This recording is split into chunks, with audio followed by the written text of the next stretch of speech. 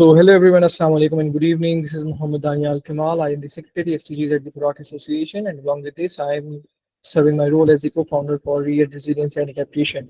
और चूंकि हम लोगों ने हमारा कोर्स स्टार्ट किया हुआ था, the course on the ABCs of sustainability, हम लोग स्टडी कर रहे थे सस्टेनेबिलिटी को। सस्टेनेबिलिटी होता क्या है, सस्टेनेबिलिटी के थ्री जो पिलर्स थे हम लोग वो कौन कौन से थे, और हम जब डिस्कस कर रहे थे कि जो सस्टेनेबिलिटी का फ्रेमवर्क है या सस्टेनेबल डेवलपमेंट का फ्रेमवर्क है, उसके अंदर हमारे पास टोटल 26 डोमेन्स हैं, 26 लेटर्स हैं इंग्लिश लैंग्वेज की तरफ। तो हर लेटर हमारे पास किस डोमेन को रिप्रेजेंट करता है, हम लोग, हमारा मकसद ये है कि हम लोग इस कोर्स के अंदर उस चीज़ को देखें प्रॉपरली। कल हम लोगों ने एक लेटर पर देखा था, प्रॉपरली स्टडी किया था। एंड अगर हम लोग आगे चले तो हम लोगों ने डिस्कस किया था कि सस्टेनेबिलिटी होती क्या है। हम लोगों ने देखा था कि सस्टेनेबिलिटी का मतलब ये है कि हम लोग हमारी नीड्स को पूरा करें without compromising the ability of future generations to meet their own needs. हम लोगों ने फोकस किया था लव्स एबिलिटी के ऊपर फ्यूचर जनरेशंस की। अगर हम आगे चले तो हम लोगों ने देखा था कि सस्टेनेबिलिटी के कौन कौन से पिलर्स हैं। सस्टेनेबिलिटी के टोटल थ्री पिलर्स थे, इकोनॉमी, इन्वायरमेंटल और आपके सोशल। और हम लोगों ने देखा था कि इसके इनफॉर्मल, आप कह लें इनफॉर्मल लैंग्वेज के अंदर इसके कौन कौन से या इसका क्या मुराद होता है। हम लोगों ने, आप कह लें, इन्वायरमेंट के लिए नाम दिया था प्लेनेट, सोशल के लिए नाम दिया था पीपल, एंड हम लोगों ने इकोनॉमी के लिए नाम दिया था प्रोस्पेरिटी। और अगर हम लोग आगे चले तो हम लोगों ने देखा था हमारा फर्स्ट स्टेटेड जो कि था एडेप्टेशन। एडेप्टेशन की हम लोगों ने प्रॉपर डेफिनेशन देखी थी according to the terms of United Nations. और अगर हम पार्टिकुलरली बात करें यूनाइटेड नेशंस की, तो हम लोगों ने देखा था कि UNFCCC, United Nations Framework Convention on Climate change, उन्होंने एडेप्टेशन को किस तरीके से डिफाइन किया था, हमने उस चीज़ को देखा था। और हम लोगों ने ये देखा था कि जो एडेप्टेशन है वो, उसके जो कॉन्टेक्स्ट है या किस तरीके से हम उसको डिफाइन करते हैं, वो सिर्फ और सिर्फ लिमिटिसाइज नहीं होता कम्युनिटी, बिजनेस, ऑर्गेनाइजेशन, बल्कि एडेप्टेशन जो हो सकता है that can be in terms of at country level और as regional level as well. अगर हम मजीद आगे बढ़ें तो हम लोगों ने देखा था कि कुछ हमारे पास रियल फैक्ट्स हैं अराउंड सस्टेनेबल एडेप्टेशन। फर्स्टली कि हमारे पास कॉम्प्रिहेंसिव होना पड़ेगा, इसके पास फाइनेंशियल टूल्स की होना ज़रूरत है, और it should not be a burden on Global South apart from the other two ones. अगर हम लोगों ने फिर इसकी टाइप्स को देखा था, हम लोगों ने देखा था कि हमारे पास टोटल इसकी 6 टाइप्स है। और रिएक्टिव, एंटिसिपेटरी, ये रिएक्टिव हमारे पास इनिशियल इम्पैक्ट्स के बाद आता है क्लाइमेट चेंज की। और अगर हम लोग बात करें एंटिसिपेटरी एडेप्टेशन की, तो वो हम लोग डिस्कस करते हैं क्लाइमेट चेंज के इम्पैक्ट से पहले के जो इकदाम हम लोग लेते हैं। और हम लोगों ने देखा था कि जो नेचुरल, अगर हम बात करें एडेप्टेशन की, तो हमारे पास एंटिसिपेटरी एडेप्टेशन कुछ होती नहीं है, it is just a part of our theory. अगर हम बात करें प्राइवेट एंड पब्लिक एडेप्टेशन की, तो हम लोगों ने देखा था कि प्राइवेट एडेप्टेशन के अंदर हमारे पास होते हैं इंडिविजुअल हाउस होल्ड इन्वॉल्व या कंपनीज इन्वॉल्व होती हैं, और पब्लिक सेक्टर के अंदर हमारी गवर्नमेंट के इदारे इन्वॉल्व होते हैं, हमारी गवर्नमेंट की एजेंसीज इन्वॉल्व होती हैं। और अगर हम बात करें हमारे प्लान एंड ऑटोनोमस बॉडीज की, तो प्लान के अंदर हम लोगों ने देखा था कि ये एक ऐसा अडेप्टेशन का मैकेनिज्म है या एक ऐसा अडेप्टेशन की टाइप है जिसके अंदर हम लोग पॉलिसी डिसीजन को इन्वॉल्व लेते हैं। जब पॉलिसी डिसीजन से जो हमारे पास आप कह लें सोल्यूशन बन के निकलते हैं, जो हमारे पास इकदाम बन के निकलते हैं, ये उसका नतीजा होता है। और ऑटोनोमस एडेप्टेशन के अंदर हमारे पास हमारा सिस्टम अंडरगो करता है उस चेंज की, जब हमारे पास क्लाइमेट हमारा चेंज हो रहा होता है उसके जवाबन। अब अगर हम बात करें नेक्स्ट चले, तो हम लोगों ने देखा था कि किस तरीके से हमारा अडेप्टेशन हो रहा है क्लाइमेट चेंज के जुमरे में अंदर, क्लाइमेट चेंज के जुमरे के अंदर। हम लोगों ने देखा था कि किस तरीके से हमारी पब्लिक एजेंसीज एडेप्टेशन को फैसिलिटेट कर रही हैं, किस तरीके से हमारे पास हमारे, आप कह लें, प्राइवेट सेक्टर एडेप्टेशन को फैसिलिटेट कर रहे हैं। Apart from public and private agencies, हमारे पास देखा था कि हमारे पास इसके अंदर कौन कौन से नॉन क्लाइमेटिक स्ट्रेस होती है। और लास्ट बट नॉट लीस्ट हम लोगों ने देखा था कि कौन कौन से हमारे पास चैलेंजेस एडेप्टेशन के पास आ रहे हैं। फॉर एग्जांपल, हम लोगों ने देखा था कि हमारे पास जो चैलेंज आ रहा है वो आ रहा है एक्सेस ऑफ फाइनेंस का। उसके बाद हम लोगों ने देखा था कि हमारे पास जो सेकंड चैलेंज था वो था कि हमारे पास नॉलेज गैप्स है, हमारे पास इंफॉर्मेशन गैप्स है, हमारे पास कोई ऐसा प्रॉपर इंफॉर्मेशन चैनल नहीं है, हमारे पास लैक ऑफ चैनल्स है। उसके बाद लास्ट बट नॉट लीस्ट हम लोगों ने देखा था कि हमारे पास इंस्टीट्यूशनल और गवर्नमेंटल कंस्ट्रेंट्स हैं, हमारे पास लिमिटेशंस है गवर्नमेंट लेवल के ऊपर भी, कि वो ना आपस में कोऑर्डिनेट करती है, ना आपस में वो एक दूसरे के साथ इंफॉर्मेशन शेयर करना चाहती है। और लास्ट बट नॉट लिस्ट हम लोगों ने देखा था कि ग्लोबल गोल ऑन एडेप्टेशन क्या है, GGA, जिसे हम लोगों ने नाम दिया था। और ये पेरिस एग्रीमेंट का एक खास इंपॉर्टेंट कंपोनेंट है। और ये देखा था कि हम लोगों ने पेरिस एग्रीमेंट के अंदर टोटल 196 कंट्रीज है, 196 पार्टीज है। और apart from 196 parties, Paris agreement के अंदर जो GGA है वो आपके डेवलपिंग कंट्रीज की वल्नरेबिलिटी को रिकॉग्नाइज करता है और एडेप्टेशन एफर्ट्स को सपोर्ट करने के लिए उसको इनकरेज करता है। और हम लोगों ने फिर अपार्ट फ्रॉम दिस हम लोगों ने देखा था कि COP28 जो हमारे पास दुबई में हुई थी, वहां पर यूएई का क्या फ्रेमवर्क था, यूएई ने किस तरीके से इसको और ज्यादा अडेप्ट किया था, कि उन्होंने प्रॉपरली हमारे पास चैनल्स इंट्रोड्यूस करवाए थे। और लास्ट बट नॉट लीस्ट हम लोगों ने 3 इदारों को देखा था। हम लोगों ने देखा था कि हमारे पास एक है एडेप्टेशन फंड, एक है हमारे पास ग्रीन क्लाइमेट फंड, और एक है हमारे पास ग्लोबल इन्वायरमेंटल फैसिलिटी। ये हमारे पास 3 ऐसी मेजर ऑर्गेनाइजेशन हैं जो कि एडेप्टेशन के जुमरे के अंदर आपको फंड्स प्रोवाइड करती हैं अगर आप कोई कोई प्रोजेक्ट लेके जाते हैं। एंड आपका प्रोजेक्ट आइधर जा सकता है थ्रू गवर्नमेंट चैनल, जिसे हम लोग कहते हैं पब्लिक प्रोजेक्ट हो सकता है आपका, और अगर आपका प्राइवेट चैनल के थ्रू जाएगा तो वो होगा आपका आपकी थ्रू बिजनेस कंपनीज, बड़ी बड़ी कंपनीज के थ्रू जो कि प्राइवेट सेक्टर के होल्ड करी। इन पाकिस्तान के अंदर हम अगर हम बात करें तो पाकिस्तान के अंदर अभी टोटल हमारे पास प्रोजेक्ट्स चल रहे हैं जीसीएफ के 13, और उसके अंदर से हमारे पास 7 ऐसे प्रोजेक्ट्स हैं जो कि एडेप्टेशन के जुमरे में चल रहे हैं। सो ये थोड़ा सा एक लमसम हमारे पास एक रिवीजन हो चुकी है एडेप्टेशन की। If you have any questions regarding adaptation, kindly you can ask me and then we can move forward.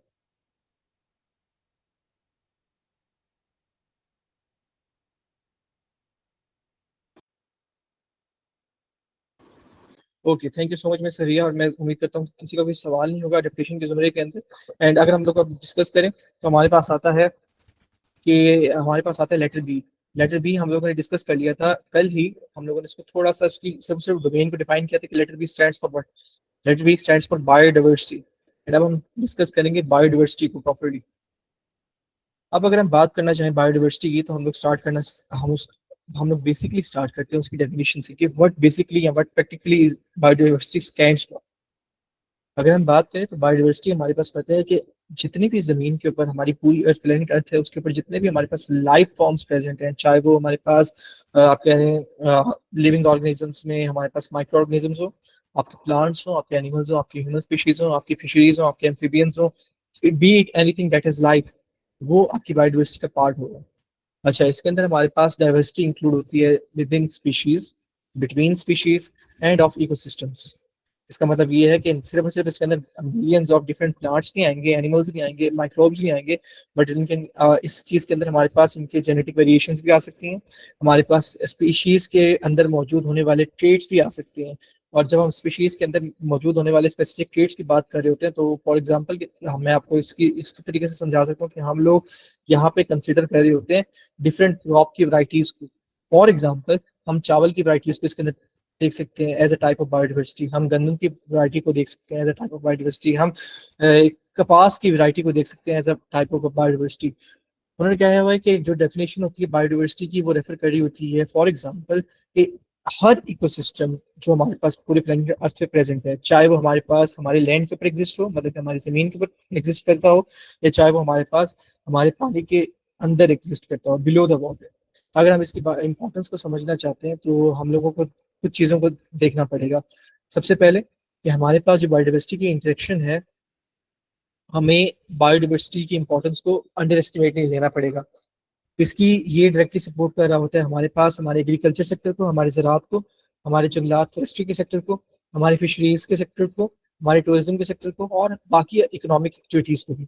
और साथ ही साथ ये सपोर्ट कर रहा होता है हमारे बाकी सोसाइटीज़ और इकोनॉमीज़ को eight global level, eight regional level और एट लोकल लेवल। और ये सारे के सारे जो हमें बेनिफिट्स मिल रही होती हैं इनके अंदर हमारे पास क्या क्या चीज़ें इंक्लूड हो सकती हैं। इसके अंदर इंक्लूड हो सकती है आपकी न्यूट्रिएंट साइकिल, इसके अंदर इंक्लूड हो सकती है आपकी हैबिटेट प्रोविजन, इसके अंदर इंक्लूड हो सकती है आपकी जो पॉलिनेशन हो रही होती है आपके पौधों के अंदर, आपके फूलों के अंदर फॉर एग्जाम्पल, ताकि आपके पास एक तरीके से न्यू से न्यू वैरायटी आती है एक तरीके से फूलों की, और कि फूलों आपके प्लांट्स प्रॉपरली ग्रो करते जाएं, उनकी डेवलपमेंट होती जाए, उनकी प्रॉपर नशोनुमा चलती रहे। आपके पास इरोजन आपकी कंट्रोल होती है, सॉइल इरोजन, आपके पास क्लाइमेट के अंदर रेगुलेशन आ रही होती है। ये सब बायोडिवर्सिटी की इंपॉर्टेंस के बेनिफिट्स हैं कि अगर आपके पास बायोडिवर्सिटी होगी तो ये आपके फायदे पहुंचेंगे आपकी इंसानी बका को, इंसानी जान को। अगर हम ऐसे बात करें तो बायोडिवर्सिटी हमें पता है कि ये सिंपली साइंटिफिक वे है, ये एक तरीके से कहने का कि हर जिंदगी की वैरायटी जो हमारे पास अर्थ के ऊपर मौजूद है, जो हमारे पास जमीन के ऊपर मौजूद है, इसके अंदर हमारे पास स्मॉलेस्ट माइक्रोब भी आ सकता है अमेजोन रेन फॉरेस्ट का, चाहे वो छोटे से छोटा माइक्रोब हो। अपार्ट फ्रॉम माइक्रोब इसके अंदर हमारे पास बड़े से बड़ा जानवर भी आ सकते हैं। It could be a mammal, for example it could be an elephant, it could be a lion, it could be any animal. इसके अंदर हम लोग भी आते हैं बायोडाइवर्सिटी के अंदर। अगर हम इंटरेक्शंस की बात करें तो प्लेनेट के ऊपर हमारी जो पूरी जमीन है इसके ऊपर 1.6 मिलियन कैटलॉग स्पीशीज हैं, वो स्पीशीज जो हमारे पास पूरी आइडेंटिफाइड है, जिनके हमारे पास नंबर है, और वो सारे के सारे हमारे इकोसिस्टम्स को मेक कर रहे होते हैं। वो सारे के सारे सारी स्पीशीज का एक कोई ना कोई रोल है हमारे इकोसिस्टम के अंदर। फॉर एग्जांपल, एक स्पीशी का रोल है कि वो हमारे वाटर को क्लीन करे। For example, it could be an micro organism, it could be any enzyme. फिर एक स्पीशी का हमारे पास रोल हो सकता है कि वो हमारी एयर को प्योरीफाई करे। एक स्पीशी का रोल है कि वो हमारे सॉइल को मेंटेन करे। एक स्पीशी का रोल है कि वो हमारे क्लाइमेट को रेगुलेट करे। फिर एक स्पीशी का रोल है कि वो हमारे न्यूट्रिएंट को रिसाइकिल करे। और फिर बहुत सारी स्पीशीज का ऐसा रोल है कि वो हमें फूड प्रोवाइड करे। ये apart from all these things also हमें रॉ मटेरियल्स प्रोवाइड कर रहे होते हैं, हमें रिसोर्सेज प्रोवाइड कर रहे होते हैं मेडिसिन के लिए और बाकी पर्पजेस के लिए। ये हमारी इकोनॉमीज के लिए सस्टेन करवा रहे होते हैं। अपार्ट फ्रॉम दिस, ये हमारी जिंदगी को और ज्यादा आसान बनाने के लिए हमारे लिए कारामद साबित होते हैं, हमारे लिए फायदेमंद साबित होते हैं। अपार्ट फ्रॉम दिस, अगर हम बात करें तो हमारे इकोसिस्टम को हेल्दी रहना पड़ेगा। और अगर हमारा इकोसिस्टम हेल्दी रहना चाहता है तो उसके लिए बायोडाइवर्सिटी बहुत ज्यादा जरूरी है। अब इकोसिस्टम हमारी बायोडाइवर्सिटी को प्रॉपरली सेव करने के लिए हमें स्पीशीज को एक्सटिंक्शन से बचाना पड़ेगा। और स्पीशीज के एक्सटिंक्शन से बचाने के लिए हमें चाहिए कि हम लोग बायोडाइवर्सिटी को प्रॉपरली कंजर्व करें। हमें चाहिए कि हम लोग फूड प्रोडक्शन को और ज्यादा यकीनी बनाने के लिए हमारे रॉ मटेरियल्स को ज्यादा से ज्यादा इस्तेमाल ना करें। और यस, बायोडाइवर्सिटी की कंजर्वेशन के लिए हमें हमें हमारे हैबिटेट को, जो हमारे हैबिटेट्स हैं, इकोसिस्टम्स हैं, हमें उनके ऊपर ज्यादा से ज्यादा फोकस करना पड़ेगा। तो ये जस्ट छोटा सा एक इंट्रोडक्शन है बायोडाइवर्सिटी का। अब अगर हम आगे बढ़े तो हमारे पास आता है कि टाइप्स ऑफ बायोडाइवर्सिटी के, हमारे पास बायोडाइवर्सिटी की कौन कौन सी टाइप्स है जिनके ऊपर हम लोग ज्यादा फोकस कर रहे होते हैं, जिनके ऊपर हम लोग ज्यादा पढ़ रहे होते हैं। तो अगर हम वैसे बात करें तो टोटल हमारे पास बायोडाइवर्सिटी की 3 टाइप्स आती है। एक आती है आपके पास जेनेटिक डाइवर्सिटी, एक आती है आपके पास स्पीशीज डाइवर्सिटी, और एक आती है आपके पास इकोलॉजिकल डाइवर्सिटी। थोड़ा सा आपको नाम से पता चल रहा होगा। Genetic stands for genes, species stands for either an organism in a species, और आपके पास कह रहे हैं ecological diversity stands for an ecosystem. अगर हम बात करें, let me just add a number.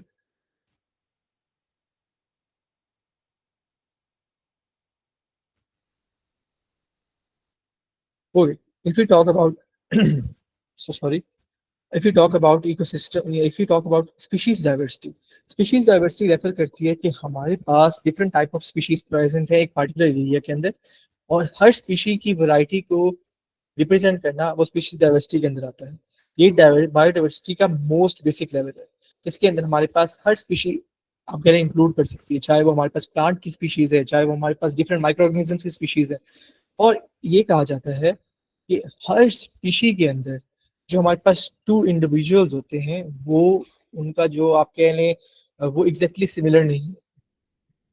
अगर हम वैसे बात करें तो अगर हम अपनी बात करें, इंसानों की बात करें, तो हम लोगों में भी डाइवर्सिटी आती है। We are also not identically similar. हमारे पास भी कुछ ऐसी चीजें जो हमें बाकी इंसानों से मुख्तलिफ बनाती हैं। तो ये भी स्पीशीज डाइवर्सिटी की एक आप कह लें फन फैक्ट है, या एक तरीके से ये उसका एक खास पहलू है। अगर हम बात करें जेनेटिक डाइवर्सिटी की, तो ये रेफर कर रहा होता है वेरिएशंस हमारे जेनेटिक रिसोर्सेज के अंदर, और जेनेटिक रिसोर्सेज हमारे ऑर्गेनिजम्स के अंदर, हमारे डीएनए के अंदर, हमारे जीन के अंदर जो वेरिएशंस आ रही होती हैं, जो म्यूटेशंस आ रही होती हैं। क्योंकि अगर हमारे पास एक भी चेंज आएगा हमारे डीएनए के अंदर, हमारे जीन के अंदर, यहाँ बेशक हमारा जो डीएनए एक तरीके से हर इंसान का दूसरे इंसान से डिफरेंट है, तो वो जो चेंज होगा वो जेनेटिक डाइवर्सिटी कहलाएगा, जो कि बायोडाइवर्सिटी की एक टाइप है। अब अगर हम इसको मजीद तौर पे स्टडी करना चाहें तो ये है कि हर पार्टिकुलर स्पीशी के अंदर जो इंडिविजुअल हमारे पास इन्वॉल्व होता है वो दूसरे इंडिविजुअल से डिफरेंट होता है। अगर हम इंसानों की एग्जांपल लें तो हम लोग बेशक एक दूसरे से डिफरेंट नजर आ सकते हैं, लेकिन साथ ही साथ हमारी कुछ चीजें सिमिलर हो सकती हैं। फॉर एग्जाम्पल, हमारी शक्ल सेम हो सकती है, but in the terms of identical twins, लेकिन उनके पास भी, हमारे पास उनके अंदर भी अगर हम उनको डिफरेंशिएट करना चाहें तो हमारे पास हम लोग मदद लेते हैं हम फिंगरप्रिंट्स की, हम लोग मदद ले सकते हैं आई कलर की, हम लोग मदद ले सकते हैं ऑफ देयर हाइट्स। तो देयर आर डिफरेंट आप कह लें अदर कैरेक्टरिस्टिक्स। और अगर हम प्लांट्स के बाद एग्जांपल लें तो प्लांट्स के अंदर भी हमारे पास डिफरेंट वेरिएशंस है, जो कि जिसके हम लोग पहले बात कर रहे थे। फॉर एग्जांपल, हम लोग राइस की एग्जांपल ले सकते हैं, राइस के हमारे पास डिफरेंट आप कह लें वेरिएशंस है। अगर मैं एक एग्जांपल दूं तो हमें हमारे पास एक पाकिस्तान के अंदर जो बहुत आप कह लें अच्छे तरीके से चल रहा है, दैट इज गोल्डन राइस। फिर एक हमारे पास हमारा बासमती चावल है। फिर वीट का हम लोग देखते हैं। फिर हमारी कपास की बहुत सारी डिफरेंट वैरायटी है। So these are just one of the major examples in terms of plants. और अगर हम इकोलॉजिकल डाइवर्सिटी की बात करें तो इकोसिस्टम जो है वो आपका कलेक्शन है किस चीज का, आपके लिविंग और नॉन लिविंग ऑर्गेनिजम्स का। और साथ ही साथ इन आपके लिविंग और नॉन लिविंग ऑर्गेनिजम्स में जो इंटरेक्शन हो रही है वो इस चीज को और ज्यादा यकीनी बनाते हैं। इकोलॉजिकल बायोडाइवर्सिटी रेफर कर रहा होता है कि आपके पास जो एनिमल और प्लांट स्पीशीज एक साथ रह रहे हैं उनके अंदर कोई वेरिएशंस आ रही हैं तो आप उसको देखिए, आप उसको नोट करें, और साथ आप कनेक्ट कर रहे हो एनिमल और प्लांट स्पीशीज को बाय फूड चेन और फूड वेब्स। ये इकोलॉजिकल डाइवर्सिटी की एक आप कह लें डेफिनेशन है। और ये वो डाइवर्सिटी है जो कि हम लोग ऑब्जर्व कर रहे होते हैं डिफरेंट इकोसिस्टम्स के अंदर, एक ही रीजन के अंदर, हमारे एक ही रीजन के अंदर। फॉर एग्जांपल डिफरेंट इकोसिस्टम्स को हम लोग देख सकते हैं। अगर हम पाकिस्तान की एग्जांपल लें तो हमारे पास डिफरेंट इकोसिस्टम्स आ सकते हैं। हमारे पास डेजर्ट इकोसिस्टम है, हमारे पास आप कह लें फॉरेस्ट इकोसिस्टम है, हमारे पास फिर एक तरीके से श्रबी इकोसिस्टम है। So there are different types of ecosystem as well. और अगर हम बात करें डिफरेंट इकोसिस्टम्स जो कि पूरी हमारी ग्लोब के ऊपर मौजूद है, तो उसके अंदर जो हमारे पास मेजरली आते हैं दोज आर डेजर्ट्स, आपके रेन फॉरेस्ट और आपके मैंग्रोव्स, और बाकी भी आते हैं, लेकिन ये आपके मेजरली 3 इंपॉर्टेंट वंस है। अगर हम नेक्स्ट स्लाइड की तरफ चलें तो हमारे पास है कि किस तरीके से हम बायोडाइवर्सिटी को प्रोटेक्ट कर सकते हैं, कि हमारा क्या रोल हो सकता है अगर हम लोग बायोडाइवर्सिटी को प्रोटेक्ट करना चाहिए। अगर हम लोग इतना ही ज्यादा आप कह रहे हैं बायोडाइवर्सिटी को कह रहे हैं कि हमें प्रोटेक्ट करना पड़ेगा या हम इस पर काम करना चाहते हैं। बायोडाइवर्सिटी की प्रोटेक्शन को इसको हम लोग इस तरीके से डिफाइन करते हैं कि ये कंजर्वेशन लिविंग ऑर्गेनिजम्स की हर कम्युनिटी की एट देयर वेरियस फॉर्म्स और हर रिस्पेक्टिव इकोसिस्टम के अंदर, ये हमारे पास एक नॉन नेगोशिएबल नेसेसिटी है। हमारी एक ऐसी जरूरत है जिसके ऊपर हम लोग निगोशिएट कभी भी नहीं कर सकते किसी भी सूरत के अंदर, चाहे वो हमारे पास इकोनॉमिक डेवलपमेंट की ही मद में क्यों ना हो। और अगर हम बायोडाइवर्सिटी को प्रोटेक्ट करना चाहते हैं तो इसका मतलब ये है कि हम लोग एग्रीकल्चर, हमारी ज़राअत को डेवलप करें, हमारी फॉरेस्ट्री को डेवलप करें, हमारे टूरिज्म को डेवलप करें, और हम हमारी बाकी सरगर्मियों को डेवलप करें। लेकिन साथ ही साथ हम ऐसे सॉल्यूशंस को निकालें जो को एग्जिस्ट करें और हमारे जानवरों की, हमारे प्लांट्स के हैबिटेट्स की उनकी हिफाजत करें। और अगर हम हिफाजत करना चाहते हैं हमारे बायोडाइवर्सिटी की तो हमें चाहिए कि हम लोग वो सॉल्यूशंस बनाएं जिनके थ्रू हम लोग कंबाइन कर सकते हैं हमारी टेक्नोलॉजी को विद और मॉडर्न पॉलिसीज। अच्छा, जब हम टेक्नोलॉजीज को एक तरीके से एग्जांपल मैं आपको दे दूं, अगर हम टेक्नोलॉजीज को आप कह लें टेक्नोलॉजीज को इंटीग्रेट करवाना चाहते हैं तो इसका मतलब ये है कि हम टेक्नोलॉजीज को इंटीग्रेट करवाएंगे बायोडाइवर्सिटी प्रोटेक्शन के लिए। Technologies it could B in terms of habitat restoration, it could be in terms of species preservation, it could be in terms of plants conservation, it could be in terms of anything, लेकिन वो combination of technology। अगर हम वैसे मैं आपको example दूं तो जब लास्ट ईयर दिसंबर 16 के अंदर when there was COP 16 UNCCD की United Nations Convention to Combat Desertification जो कि हमारे पास रियाद सऊदी अरेबिया के अंदर हुई थी, तो वहां पर हमारे पास जब मैं गया था तो एक था हमारे पास एक आप कह लें इंस्टीट्यूट थे G20 land initiative. G20 stands for 20 developed countries, and वो उनके एक तरीके से लैंड इनिशिएटिव है जो कि United Nations Convention to Combat Desertification के एक आर्म है। वो काम कर रहा है सो सॉरी हैबिटेट रिस्टोरेशन की तरफ, वो काम कर रहा है लैंड रिस्टोरेशन की तरफ, एंड एक तरीके से वो बायोडाइवर्सिटी की तरफ कंट्रीब्यूट कर रहा है। उनका मैं एक प्रोजेक्ट देख रहा था कि उन्होंने एक आप कह लें वेटलैंड को रिस्टोर किया था। फॉर एग्जाम्पल मैं आपको थोड़ा सा इस तरीके से बता देता हूँ कि हमारे पास एक ऐसा एरिया था जहाँ पे सारा का सारा पानी खत्म हो गया था, वो properly completely dried up area था, एंड उन्होंने प्रॉपर्ली उसकी रिसर्च की, उन्होंने प्रॉपर्ली उसको देखा कि कब हमारे पास कितने अरसे से ये प्रॉपर्ली हिस्सा ड्राइड अप है। फिर उन्होंने एक तरीके से रेन वाटर हार्वेस्टिंग के थ्रू आप कह लें रेन को पानी को दोबारा उस जगह पे स्टोर करना चाहा with the help of technology. और अपार्ट फ्रॉम दिस उन्होंने एक तरीके से जो आपकी प्लांट वेजिटेशन थी उस एरिया की, जो आपकी होम स्पीशीज थी उस एरिया की, उन्होंने उस चीज को स्टडी किया चाहा with the help of indigenous people जो कि वहाँ के रहने वाले थे। एंड जब उन्होंने स्टडी किया तो उस एरिया को, इट वाज अप्रोक्सीमेटली 2 to 3 एकड़ ऑफ दैट एरिया, उन्होंने उस एरिया को प्रॉपरली रिस्टोर कर दिया। एंड एक तरीके से वो जो आपके पास बाकी आप कह लें ये इदारे होते हैं G20 लैंड इनिशिएटिव या बाकी इदारे, वो आपको इन चीज़ों के लिए, इन प्रोजेक्ट्स के लिए अगर आप करना चाहते हैं विद इन पाकिस्तान और without out of out of Pakistan, तो आपको आप कह लें मनी प्रोवाइड कर रहे होते हैं, वो आपको एड प्रोवाइड कर रहे होते हैं, जिसके थ्रू आप अपने प्रोजेक्ट को रन कर सकते हैं। So it's up to you अगर आप बायोडाइवर्सिटी के अंदर काम करना चाहते हैं।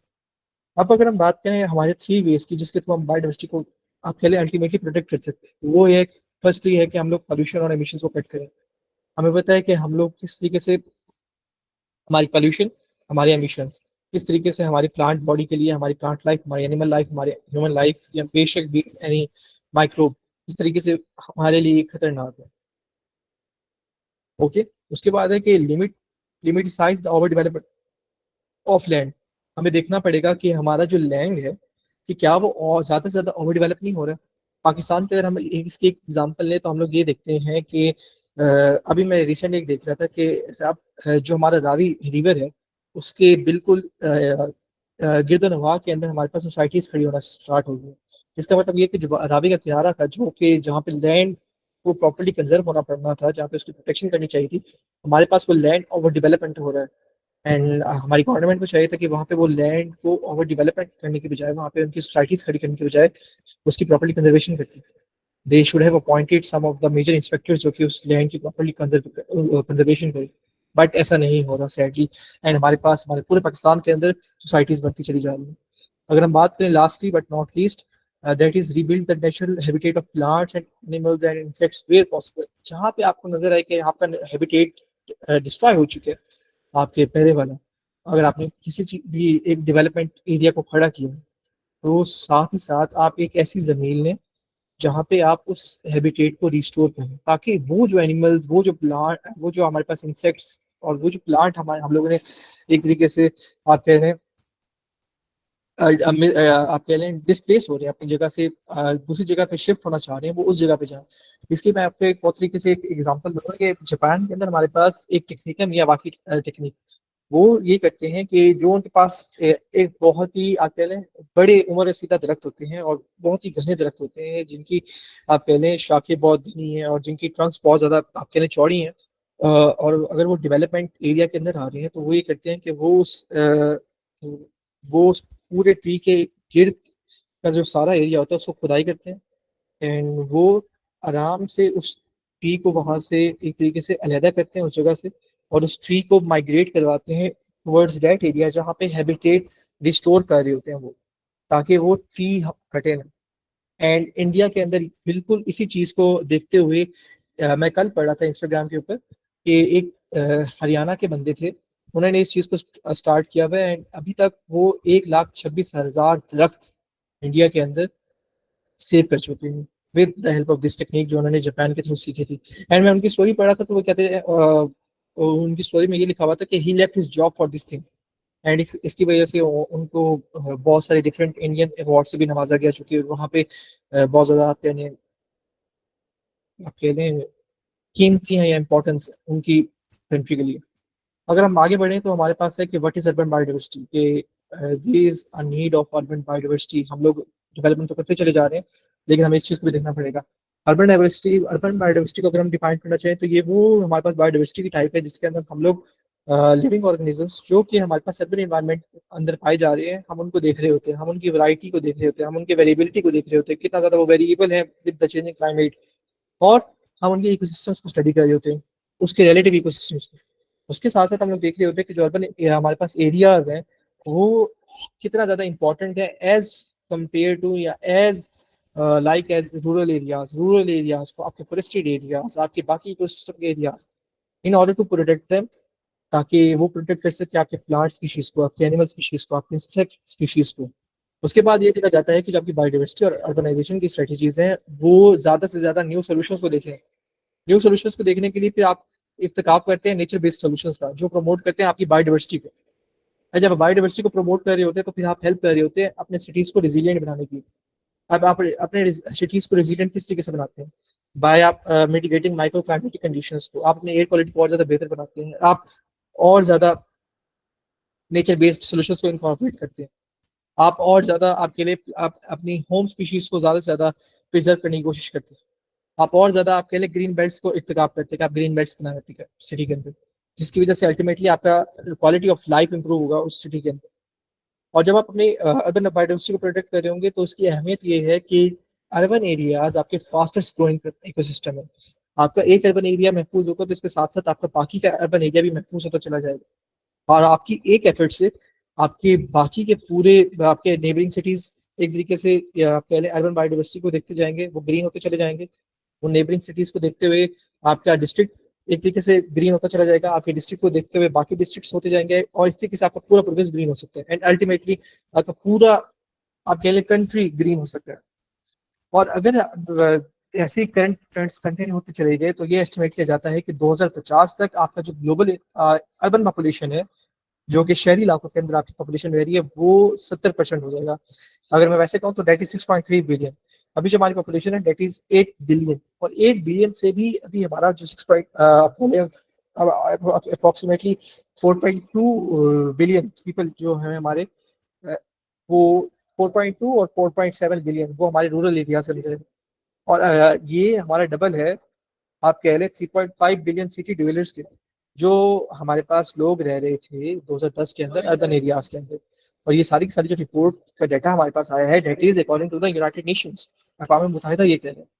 और वो कह रहे हैं कि जो साथ ये जो हमारे पास अर्बन ग्रोथ होगी, ये हमारे पास ज्यादा से ज्यादा होगी स्मॉल और मीडियम साइज सिटीज के अंदर, ना कि सिर्फ और सिर्फ मेगा सिटीज के अंदर। हमारे स्मॉल और मीडियम साइज सिटीज को डेवलप करने की कोशिश कर रहे हैं, ताकि सारी की सारी आवाम जो मेगा सिटीज की तरफ जा रही है वो वहां जाने के बजाय अपने ही सिटीज के अंदर रहे, उनको वो सारी की सारी आसाइशें, वो सारी की सारी चीजों की रसाई अपने ही सिटीज के अंदर मिले। ये उनका फोकस है।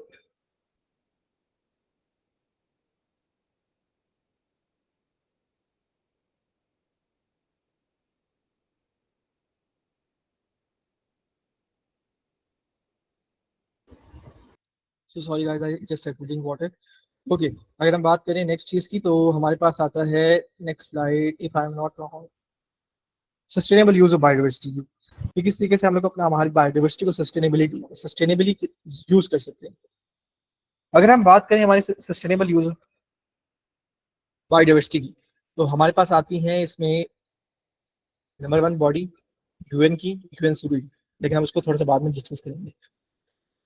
अगर हम बायोडाइवर्सिटी को यूज करना चाहते हैं सस्टेनेबल मैनर के तौर पे, तो हमें ये चाहिए कि हम हमारी नेचुरल रिसोर्सेज को एक ऐसे रेट पे इस्तेमाल करें जहाँ पे हमारी जो अर्थ है वो उनको दोबारा से रिन्यू कर सके, दोबारा से बना सके।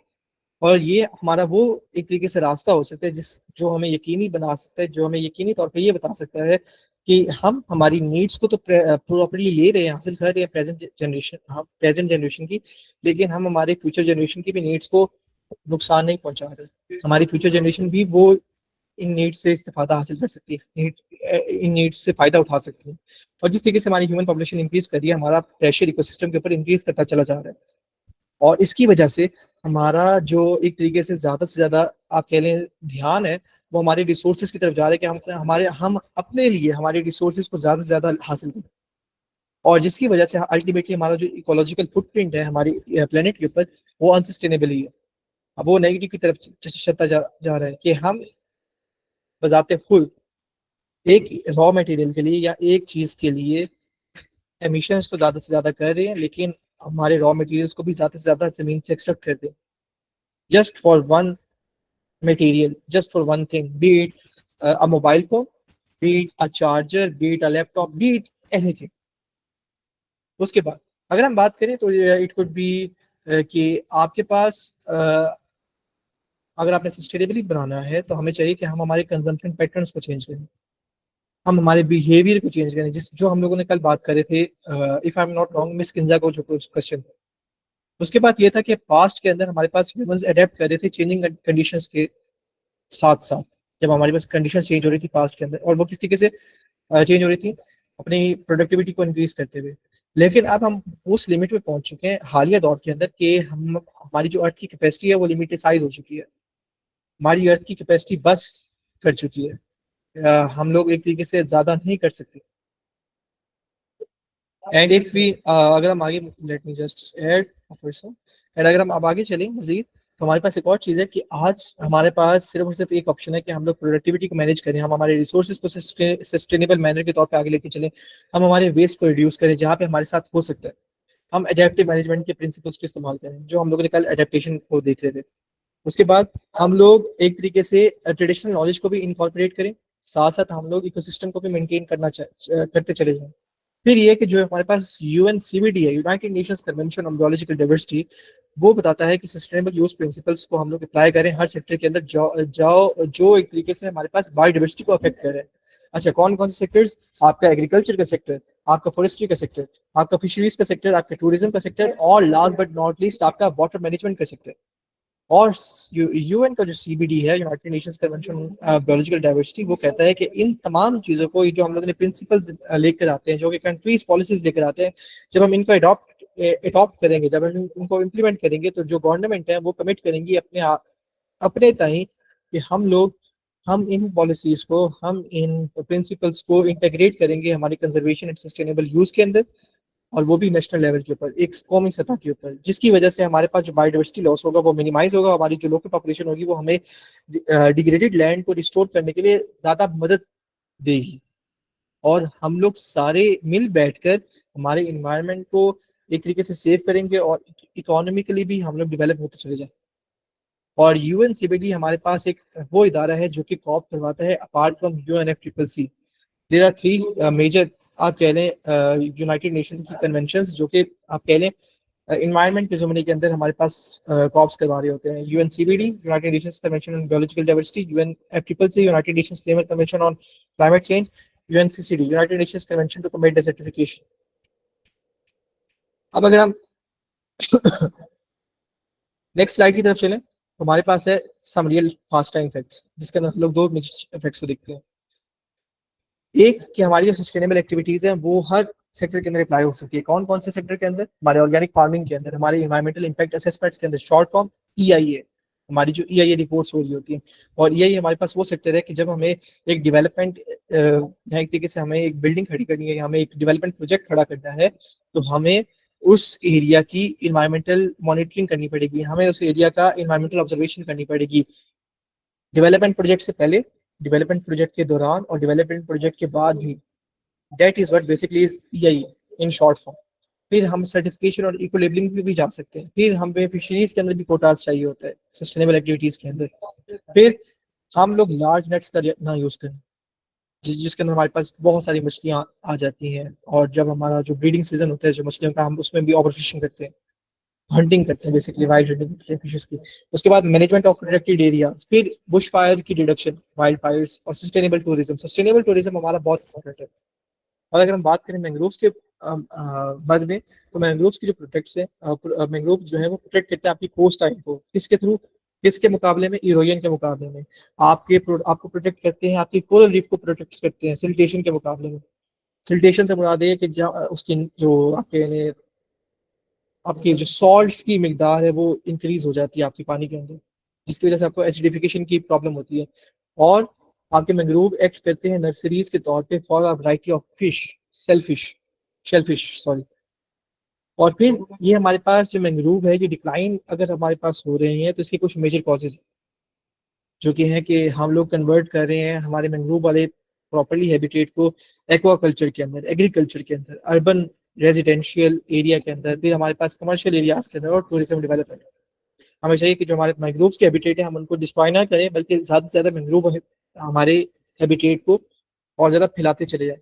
अगर हम बात करें पाकिस्तान की मद में, तो पाकिस्तान की मद में हमारे पास सिंध के अंदर एक प्रोजेक्ट चल रहा है, जो कि यूरोपियन ऑर्गेनाइजेशन के थ्रू फंडेड है, जो कि if I am not wrong, हमारे पास जो यूरोपियन ऑर्गेनाइजेशन है, डेट इज CESVI, जो कि मैंग्रोव्स का प्रोजेक्ट लगाई हुई है। एंड उन्होंने मेरे ख्याल से 2 साल का प्रोजेक्ट है, and bye the end of this year ये वाला प्रोजेक्ट खत्म हो जाएगा। उनका ये इरादा था कि उन्होंने 2 मिलियन मैंग्रोव को प्लांट करना है, and bye the end of this year वो हमारे पास ये वाला प्रोजेक्ट खत्म हो जाएगा।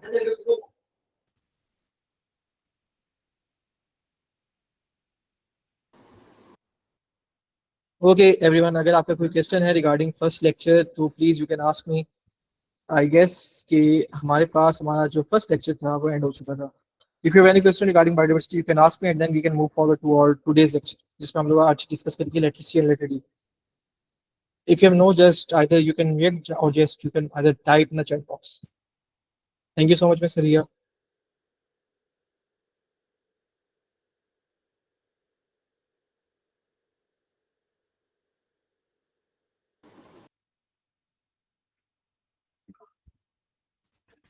ओके, सो अगर आप लोग कहते हैं तो आगे चले। अगर आपको कोई क्वेश्चन है तो you can also ask right now. अगर आप बाद में पूछना चाहें तो वो भी कोई बात नहीं। Okay, so let me just switch to another.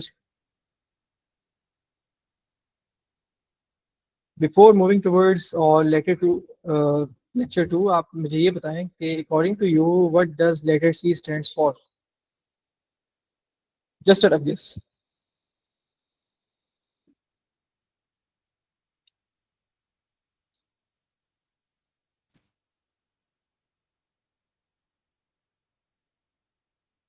Miss Ria carrying climate change. Thank you, Miss Ria. Apart from Miss Ria, if anyone wants to contribute, he or she can contribute. No worries. I will highly encourage you all कि आप लोग contribute करते चले जाएं. So please feel free to contribute. Miss Alia carrying conservation. Okay.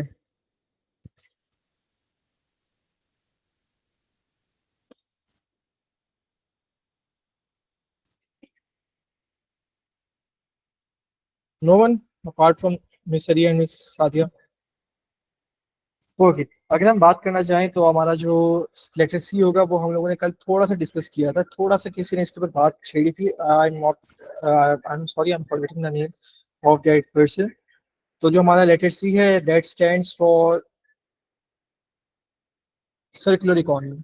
Circular economy को हम लोग discuss करेंगे कि किस तरीके से हमारे पास सर्कुलर इकोनॉमी बहुत ही ज़्यादा इंपॉर्टेंट है, क्यों हमारे पास सस्टेनेबिलिटी के अंदर हम लोग सर्कुलर इकोनॉमी का तस्करा करते हैं, एंड हम लोग सर्कुलर इकोनॉमी को एक तरीके से उसकी बारीकियों तक जाएंगे और हम लोग उसको प्रॉपर्ली देखेंगे कि सर्कुलर इकोनॉमी होती क्या है। एंड मीन अगर आपको कोई इंपॉर्टेंट क्वेश्चन होगा जो कि आप लोग किसी के सोच रहे हो कि हम लोग अभी पूछते हैं या मैं पूछना चाहिए, तो आप टाइप कर सकते हैं चैट बॉक्स के अंदर। ओके, अगर हम बात करें सर्कुलर इकोनॉमी की, सर्कुलर इकोनॉमी हमारे पास एक ऐसा सिस्टम है जिसके अंदर हमारे पास मटेरियल्स जो हैं वो कभी भी वेस्ट नहीं बनते, और जो नेचर है वो रीजनरेट होती चली जाती है, जो हमारी कुदरत है वो रीजनरेट होती चली जाती है। सर्कुलर इकोनॉमी के अंदर हमारे पास जो प्रोडक्ट्स हैं, मटेरियल्स हैं, वो सर्कुलेशन के अंदर कैप्चर चले जाते हैं, जस्ट लाइक एक सर्कल के अंदर रिसाइकल होते चले जाएंगे। और वो जो सर्कुलेट होता चले जाएंगे, हमारे पास डिफरेंट प्रोसेसेस होते हैं सर्कुलर इकोनॉमी के अंदर।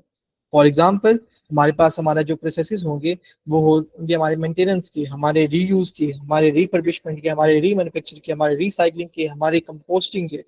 सो these are just some of the major processes जो कि हमारी सर्कुलर इकोनॉमी के अंदर इन्वॉल्व होते हैं।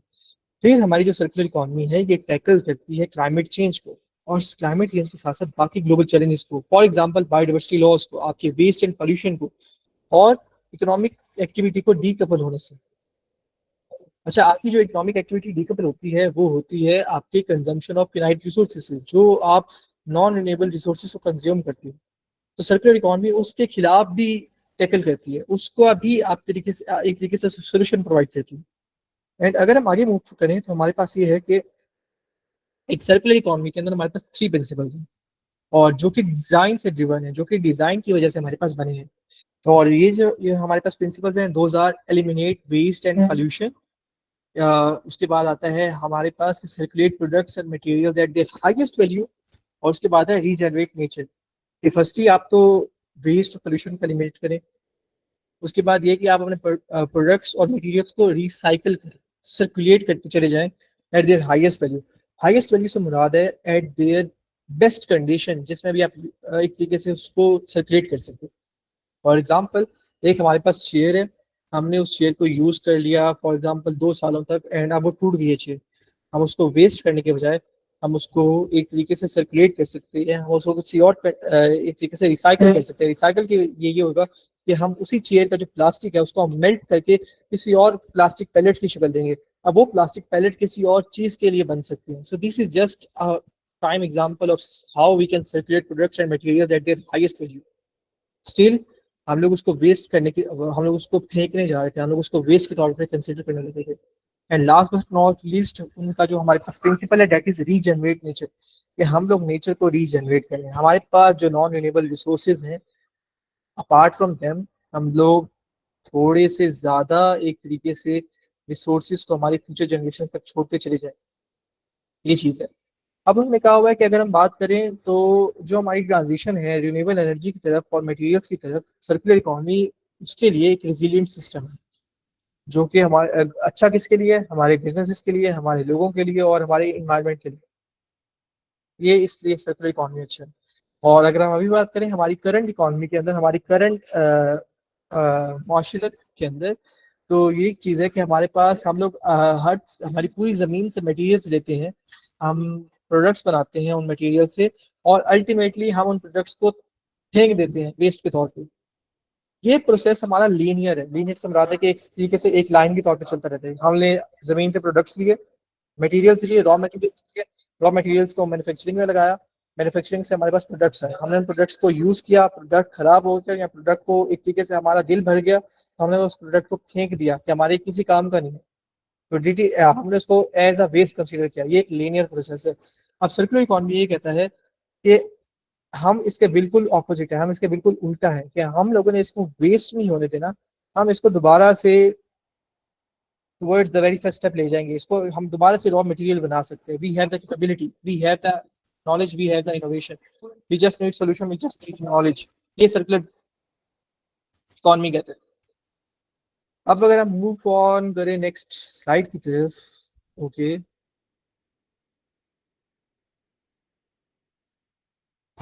तो अब हमारे पास सवाल आता है ट्रांसफॉर्मेशन का।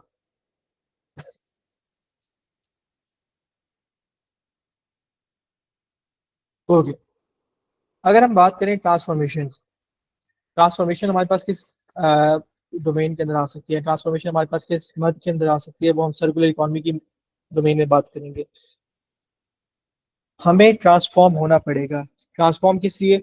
कि हमारा जो हर एलिमेंट इन्वॉल्व हो रहा होता है, कि हम लोग जो ये लीनियर हमारे पास प्रोसेस था कि हम लोग रॉ मटेरियल्स लेंगे, टेक, हम लोग उसकी मैन्युफैक्चरिंग करेंगे, प्रोडक्ट्स बनाएंगे, मेक, और हम लोग उसको यूज करके फेंक देंगे, वेस्ट। ये जो हमारे पास टेक मेक वेस्ट का सिस्टम था, इसके अंदर हम हर एलिमेंट को ट्रांसफॉर्म करें। और ये ट्रांसफॉर्म हम किस तरीके से कर सकते हैं? हम लोग इसको इस तरीके से कर सकते हैं कि किस तरीके से हम लोग हमारे रिसोर्सेज को मैनेज करेंगे, हम किस तरीके से हमारे प्रोडक्ट्स को बनाएंगे और उनका इस्तेमाल करेंगे, और उसके बाद लास्ट बट नॉट लीस्ट हम किस तरीके से ये डिसाइड करेंगे कि हमने अब इन प्रोडक्ट्स को यूज करने के बाद इनके साथ क्या करना है। अगर हमारे पास ये चीजें चेंज हो जाती हैं, हमारा ये थॉट प्रोसेस चेंज हो जाता है, तो तब हम ट्रांसफॉर्म कर सकते हैं टेक मेक वेस्ट सिस्टम से, और तब जाकर हम सर्कुलर इकोनॉमी की तरफ थ्राइव कर सकते हैं। हम सर्कुलर इकोनॉमी को अपना एक तरीके से एक वेपन बना सकते हैं जो कि हमें बेनिफिट पहुंचाएगा हर इंसान को, और वो भी अपने आप कह लें रिसोर्सेज के अंदर रहते हुए, बेशक वो लिमिटेड रिसोर्सेज हमारे प्लेनेट के अंदर। फिर अवे टू ट्रांसफॉर्म और सिस्टम, एक सवाल कि क्या चीज लगेगी कि हम लोग ट्रांसफॉर्म करें हमारी इस इकोनॉमी से, ये जो हमारे पास थ्रो अवे इकोनॉमी कि हम लोग हर चीज को फेंक दें, एज अ वेस्ट के तौर पे कंसीडर करें, इस इकोनॉमी से ट्रांसफॉर्म होने के लिए कि वेस्ट को एलिमिनेट होने की जरूरत है। वेस्ट को एलिमिनेट होने की जरूरत है, रिसोर्सेज को सर्कुलेट होने की जरूरत है, और नेचर को रीजनरेट होने की जरूरत है, इस चीज की तरह। तो वो कहते हैं कि जो सर्कुलर इकोनॉमी है ये हमें टूल्स प्रोवाइड करेगा to tackle climate change, biodiversity loss all together, और साथ साथ एड्रेस करने के लिए कि हम लोग इम्पोर्टेंट हमारी सोशल नीड्स क्या क्या है। और सर्कुलर इकोनॉमी ही ये हमारे पास ऐसा टूल था, और ये ही वो हमारे पास चीज़ है जो कि हमें प्रोवाइड करेगी, हमें वो ताकत देगी कि हम लोग हमारी प्रॉस्पेरिटी को ग्रो करवाएं, हमारे फलाह बहबूद को ग्रो करवाएं, हमारी वेलफेयर के अंदर हमारे एक पॉजिटिव इफेक्ट आए, हमारे पास जॉब क्रिएशन हो, हमारे पास रिजिलियंस आए, और हम लोग हमारे ग्रीन हाउस गैस एमिशंस को, हमारे वेस्ट को, हमारे पोल्यूशन को कट डाउन कर रहे हो, हम उन्हें रिड्यूस कर रहे हो, हम उन्हें मिनिमाइज कर रहे हो। और सर्कुलर इकोनॉमी ही वो सिस्टम है जो कि हमें थ्रो अवे इकोनॉमी से शिफ्ट कर सकता है टुवर्ड्स वेस्ट एलिमिनेशन, रिसोर्सेज की सर्कुलेशन और नेचर की रिजनरेशन की तरफ। अच्छा, अब अगर हम आगे बात करें तो हमारे पास आता है सर्कुलर इकोनॉमी का मॉडल। इस सर्कुलर इकोनॉमी के अंदर हमारे पास क्या क्या चीजें आती हैं, या किस किस तरीके से हमारे पास चीजें फॉलो अप हो रही होती है सर्कुलर इकोनॉमी के अंदर।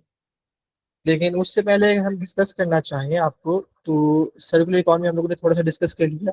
अब अगर हम वैसे बात करना चाहें तो मैं आपको एक थोड़ा सा फन फैक्ट बता देता हूँ। जो हमारे पास यूरोपियन यूनियन है वो प्रोड्यूस कर रही होती है 2.1 billion, not million, 2.1 billion, more than 2.1 billion tons of waste every year. और उन्होंने हर साल वो अपने वेस्ट मैनेजमेंट की जो लेजिस्लेशन होती है उनको अपडेट करते चले जाते हैं ताकि वो शिफ्ट करें ज्यादा से ज्यादा सस्टेनेबल मॉडल की तरफ, जो कि हमारे पास है सर्कुलर इकोनॉमी का। तो मैं आपको ये फन फैक्ट बताना चाहता था। और अपार्ट फ्रॉम दिस, अगर हम मजीद आगे बात करें तो हमारे पास ये जो सर्कुलर इकोनॉमी का मॉडल है, इसके अंदर हम लोग देखते हैं कि जो रॉ मटेरियल्स हम लोग ले रहे होते हैं वो हम लोग उसकी सस्टेनेबल डिजाइनिंग के थ्रू प्रोडक्शन करते हैं। अच्छा, जब प्रोडक्शन कर लिए हमने तो हम उसकी डिस्ट्रीब्यूशन करते हैं। डिस्ट्रीब्यूशन से मुराद ये है कि हम उस कंपनी से हमारे घरों तक रसाई और सेफ डिस्ट्रीब्यूशन, ताकि हमारा वो प्रोडक्ट डैमेज ना हो।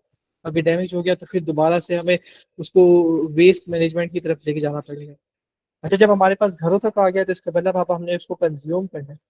कंज्यूम तब तक करते चले जाना जब तक वो हो सकता है। अच्छा, अच्छा कंज्यूम कर लिया तो अब हमारे पास अगर उसका कोई और इस्तेमाल है तो हम उसको देख सकते हैं रीयूज के तौर पे।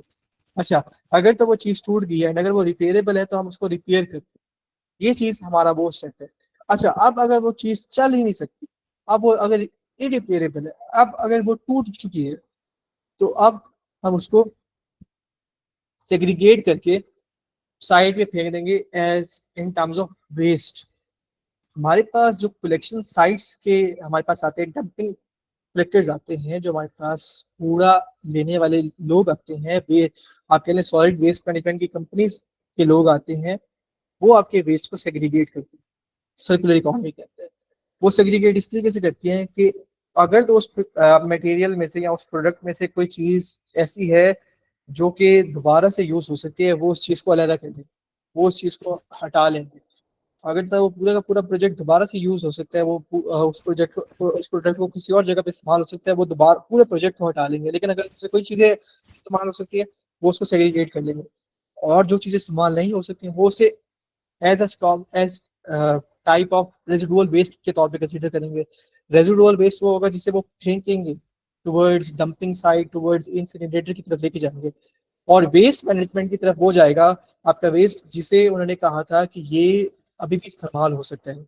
एंड जो वो जो लेके जाएंगे जिस मटेरियल को इस्तेमाल होने के लिए, वो मटेरियल इस्तेमाल होगा आपके रॉ मटेरियल्स के साथ आपके प्रोडक्ट की डिजाइनिंग के अंदर, कि अब इस मटेरियल को जो अभी दोबारा से यूज होकर आना है, अब हमें इसको किस तरीके से यूज करना है।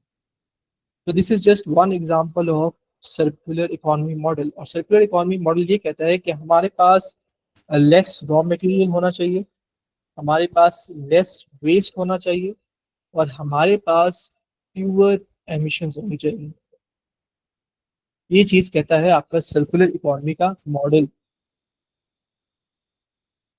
अच्छा, अब अगर हम चले नेक्स्ट स्लाइड की तरफ, अगर इसका कोई इसके रिगार्डिंग कोई सवाल है आपका तो प्लीज यू कैन आस्क।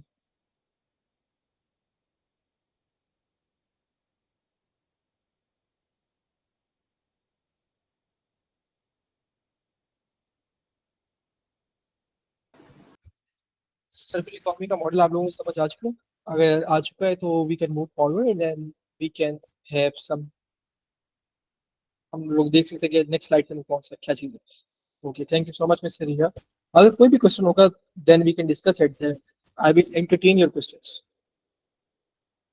अब अगर हम चले तो अब सवाल पैदा होता है कि हमें सर्कुलर इकोनॉमी की तरफ स्विच ही क्यों होना पड़ेगा, why there is a need, हम लोग क्यों इसके ऊपर जोर दें कि हमें स्विच करना पड़ेगा सर्कुलर इकोनॉमी की तरफ। हमारे पास टोटल 3 रीजंस हैं। पहला है प्रोटेक्टिंग द एनवायरनमेंट, उसके बाद आता है हमारे पास रिड्यूसिंग रॉ मटेरियल डिपेंडेंस, और तीसरा है हमारे पास creating jobs and saving consumer money.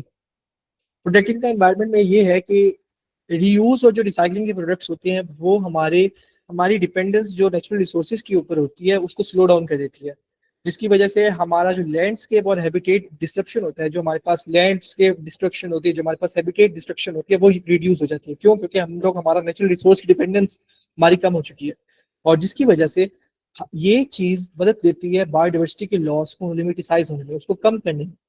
फिर इसका जो एक अदर बेनिफिट है सर्कुलर इकोनॉमी का, वो ये कि आपकी जो total annual green house gas emissions होती हैं, जीएचजीज एमिशन जिसे हम लोग कहते हैं, वो रिड्यूस होती चली जाती हैं, जिसकी वजह से आपके पास एक ज्यादा एफिशिएंट वे के अंदर सस्टेनेबल प्रोडक्ट्स बनते हैं, जो कि फ्रॉम द स्टार्ट बहुत ही अच्छे तरीके से एनर्जी और रिसोर्स कंजम्पशन को रिड्यूस करते हैं, और ये एस्टिमेट किया जाता है कि जो आपका 80% वो प्रोडक्ट का इन्वायरमेंटल इम्पैक्ट होता है वो आपका डिजाइन फेज के अंदर ही खत्म हो जाता है, या वो डिटरमिन हो जाता है कि कितना ज्यादा ये जो 80% आपका इन्वायरमेंटल इम्पैक्ट आएगा, हम इसको एक डिजाइन फेज के अंदर ही खत्म कर देते हैं कि इसका इन्वायरमेंट पे नुकसान ही ना हो इतना ज्यादा। एंड अगर इसका 80% इम्पैक्ट पहुंचना चाहिए तो पॉजिटिव इम्पैक्ट हो इन्वायरमेंट के ऊपर। ये आप डिजाइनिंग फेज के अंदर उस चीज को देख लेते हैं, जो भी हम लोग ने लास्ट स्लाइड के अंदर डिस्कस किया। उसके बाद ये बात की जाती है कि जो पैकेजिंग होती है, अभी हाल ही का ये पैकेजिंग हमारे पास एक बढ़ता हुआ इशू है। और ऑन एन एवरेज ये कहा जाता है कि अगर हम यूरोपियन कंट्रीज की बात करें तो वो जनरेट करते हैं 190 kilos of packaging waste per year. अब हमारा एम होना ये चाहिए कि हम लोग किस तरीके से इस एक्सेसिव पैकेजिंग को टैकल करेंगे और इम्प्रूव करेंगे डिजाइन को, ताकि हम रीयूज और रिसाइकलिंग की पॉलिसीज को प्रमोट करें। पाकिस्तान के अंदर मसला ये है कि आपके पास उन्होंने आपको ग्रीन लेबलिंग की तरफ लगा दिया है एक तरीके से, आपकी हमारी ग्रीन वॉशिंग करते चले जा रहे हैं। बेशक अगर हम पैकेजिंग की बात करें तो पैकेजिंग के अंदर अभी हम लोग किसी भी आप कह लें ब्रांडेड, आप कह लें क्लोथिंग स्टोर की तरफ चले जाएं, बी इट एक फार्म नॉट, अगर हम लोग वैसे थोड़ी सी बात करें फीमेल क्लोथिंग ब्रांड की बात करें तो सफायर हो गया, आपका सना सफीनाज हो गया, बी इट एनी ब्रांड। अगर हम बात करें तो वो जो है आपके पास वो देते हैं आपको क्लोथिंग ब्रांड या आपका क्लोथिंग शॉपिंग बैग, या अगर क्लोथिंग शॉपिंग बैग नहीं है तो वो आपको पेपर बैग देते हैं। बट स्टिल एक तरीके से वो कहते हैं सर आपको पेपर बैग चाहिए, आपको शॉपिंग बैग चाहिए, क्लॉथिंग बैग चाहिए। अच्छा, एक तरीके से वो आपको इंसिस्ट भी कर रहे होते हैं, लेकिन उसी के पैसे वो हमसे ले रहे होते हैं। हालांकि ये उनकी कंपनी की पॉलिसी होनी चाहिए कि आपने ग्रीन लेबलिंग दिखानी है। तो this is how we are getting green washed.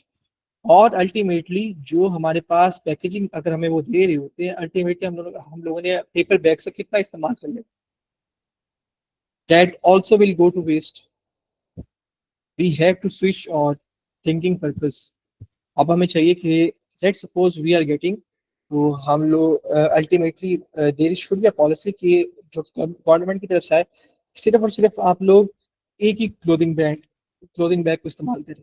बेशक आप जा रहे हैं, एंड वो मेरे नज़दीक ऐसा होना चाहिए कि वो मॉल की रिस्पॉन्सिबिलिटी हो कि वो आपको शुरुआत में ही दे दे एक क्लोथिंग बैग। एंड वो जो क्लोथिंग बैग हो वो आप किसी भी मॉल के अंदर किसी भी मॉल के स्टोर के अंदर चले जाए, जो आप भी लेंगे आप वहीं से उस चीज को उस क्लोथिंग बैग में डाल दें, and you can come out easily. ना तो इससे आपके पास ज्यादा बैगेज आएंगे, ना इससे आपके पास ज्यादा वेस्ट क्रिएट होगा। एंड यस, इससे एक तरीके से आपके पास आपके नेचुरल रिसोर्सेज के ऊपर भी ज्यादा आप कह लें फोर्स नहीं पड़ेगी। क्यों? क्योंकि इन बैग्स को बनाने के लिए भी आपका रॉ मटेरियल लगता है। एंड ये चीज कोई चीज नहीं, ये चीज आपके क्लोथिंग ब्रांड के स्टोर्स बताते नहीं है। So this is how we are getting green washed. Pakistan के अंदर भी ये है, अपार्ट फ्रॉम यूरोपियन यूनियन। अब अगर हम बात करें सेकंड स्टेप की, तो that is reducing raw material dependence. World population हमारी प्रॉपर्ली ग्रो कर रही है। अभी जिस तरह मैंने आपको हाल ही में बताया था कि 2025 के स्टार्ट के अंदर हमारी जो पॉपुलेशन थी that exceeded 8 billion people. And अब हमारी जो पॉपुलेशन है वो डिमांड कर रही होती है कि हमें रॉ मटेरियल ज्यादा से ज्यादा दो। हमारी डिमांड इंक्रीज हो चुकी है रॉ मटेरियल्स की, लेकिन हमारा जो क्रूशियल रॉ मटेरियल्स की सप्लाई है वो लिमिटेड हो चुकी है। जो क्रूशियल हमें चाहिए raw materials, B it in terms of आपके रेजिन्स हो गए, B it in terms of आपके प्लांट फाइबर्स हो गए, तो ये कुछ क्रूशियल हमारे पास रॉ मटेरियल्स है। फिर हमारे पास ये जो फिनाइट सप्लाई है, जो हमारे पास लिमिटेड सप्लाई है, इसका मतलब ये है कि जो कुछ हमारे पास यूरोपियन यूनियन की कंट्रीज हैं ये डिपेंडेंट होते हैं बाकी कंट्रीज के ऊपर, for an example raw materials के ऊपर। हर यूरोपियन कंट्री या एक तरीके से हर यूरोपियन एक बंदा, मैं आपको ऐसे बता देता हूँ, वो तकरीबन कंज्यूम करता है 14.9 टन ऑफ रॉ मटेरियल एक साल के अंदर। ये 2022 की रिपोर्ट है। और ये कहा गया था कि यूरोपियन यूनियन और आप बाकी पूरी दुनिया जो हमारे पास है, रेस्ट ऑफ द वर्ल्ड, उसके अंदर जो टोटल वैल्यू ऑफ ट्रेड होती है रॉ मटेरियल्स की, वो होती है अप्रोक्सीमेटली 165 बिलियन यूरो की। और ये आज से 2 साल पहले की रिपोर्ट की बात कर रहा हूँ, तो 2023 की। और अभी जो हमारे पास अभी हाल ही के अंदर ये आप कह रहे हैं जोर दिया जा रहा होता है जिस बात पे, वो ये दिया जा रहा होता है कि हम लोग रॉ मटेरियल्स को रिसाइकल करें, जो मिटिगेट करते हैं हमारे रिस्क को जो एसोसिएट होते हैं हमारे पास सप्लाई के साथ। जैसे सप्लाई के साथ जो हमारे पास रिस्क एसोसिएट हो सकते हैं वो कौन से हो सकते हैं?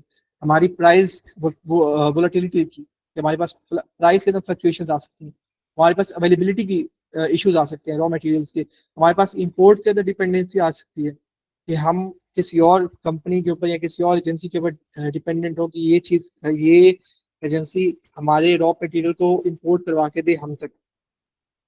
और ये सब चीजें अप्लाई करती हैं क्रिटिकल रॉ मटेरियल को, कि कितना ज्यादा हमें उस चीज की जरूरत है एंड कितना ज्यादा हम लोग उस चीज को लेने के लिए लिमिटिसाइज हो चुके हैं। उस चीज को लेने के लिए एक तरीके से हमें ज्यादा से ज्यादा फोर्स लगानी पड़ती है।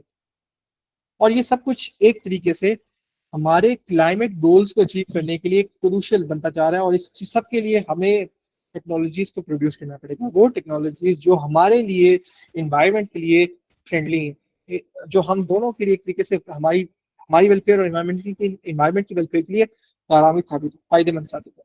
And last but not least there is creating jobs and saving consumers money, कि हम लोग मूव करें ज्यादा सर्कुलर इकोनॉमी की तरफ। क्यों? क्योंकि ये इंक्रीज कर सकता है कॉम्पिटिटिवनेस मुकाबले के लिए, आपकी इनोवेशन को स्टिमुलेट कर सकता है, मतलब कि इनोवेशन आपके आइडियाज को और ज्यादा इवॉल्व कर सकता है, आपकी इकोनॉमिक ग्रोथ को बूस्ट कर सकता है और जॉब्स को क्रिएट कर सकता है। और ये एक रिपोर्ट थी जिसमें कहा गया था कि 2030 के अंदर आपके 7 लाख जॉब्स हो सकती हैं यूरोपियन यूनियन के अंदर अकेले सर्कुलर इकोनॉमी की मदद के अंदर। और जॉब्स किस तरीके से आ सकती है? फॉर एग्जाम्पल जॉब्स आ सकती है, अगर हम सर्कुलर यूज की बात करें तो जॉब्स आ सकती है रीडिजाइन मटेरियल को रीडिजाइन करने के लिए, प्रोडक्ट्स को रीडिजाइन करने के लिए, जिससे हमारे पास इनोवेशन आएगी। इनोवेशन किसके अंदर आएगी? डिफरेंट सेक्टर्स के अंदर आएगी इकोनॉमी के। अच्छा, किस सेक्टर के अंदर आ सकती है? आपने एक प्रोडक्ट को रीडिजाइन किया, उसका सारा का सारा बाकी स्टेप रीडिजाइन करने वाला होगा, उसके अंदर इनोवेशन आएगी। मतलब कि उसकी पैकेजिंग के अंदर इनोवेशन आएगी, उसके ट्रांसपोर्टेशन के अंदर इनोवेशन आएगी, उसके यूज के अंदर इनोवेशन आएगी। This is just one of the major example जहाँ पे हमारे पास जॉब ज्यादा से ज्यादा क्रिएट हो सकती है। अब अगर हम नेक्स्ट स्लाइड की तरफ चलें, हमारे पास आते हैं 7 pillars of circular economy. And yes, these are the important points. तो हम लोग इसको देखेंगे, हम इसको बारी बारी करके देखते हैं, लेकिन उससे भी पहले हमारे पास एक चीज को डिस्कस होना जरूरी है कि सर्कुलर इकोनॉमी के अंदर बेसिकली हम लोग 7 चीजों की बात कर रहे होते हैं। एक है हमारे पास आपका मटेरियल, एक है आपके पास आपका एनर्जी, एक है आपके पास आपका वाटर, एक है आपके पास आपका बायोडाइवर्सिटी, एक है आपके पास आपका सोसाइटी एंड कल्चर, एक है आपके पास आपका हेल्थ एंड वेलबींग, और एक है आपके पास आपकी वैल्यू। ये आपके पास आपके 7 पिलर्स अल्टीमेटली या एक तरीके से 7 मेजर डोमेन्स जो कि सर्कुलर इकोनॉमी के पिलर बना। और अल्टीमेटली आपकी जो सर्कुलर इकोनॉमी को ये पिलर्स जो है, ये किसका पार्ट है? ये पार्ट है 3 चीजों का: ट्रांसपेरेंसी, इक्विटी और रिजिलियंस। ये 3 चीजों का पार्ट है आपके ये 7 पिलर और सर्कुलर इकोनॉमी अल्टीमेटली। अब अगर हम पहली बात करें पिलर 1 की, तो वो है कि materials are cycled at continuous high value. इसका मतलब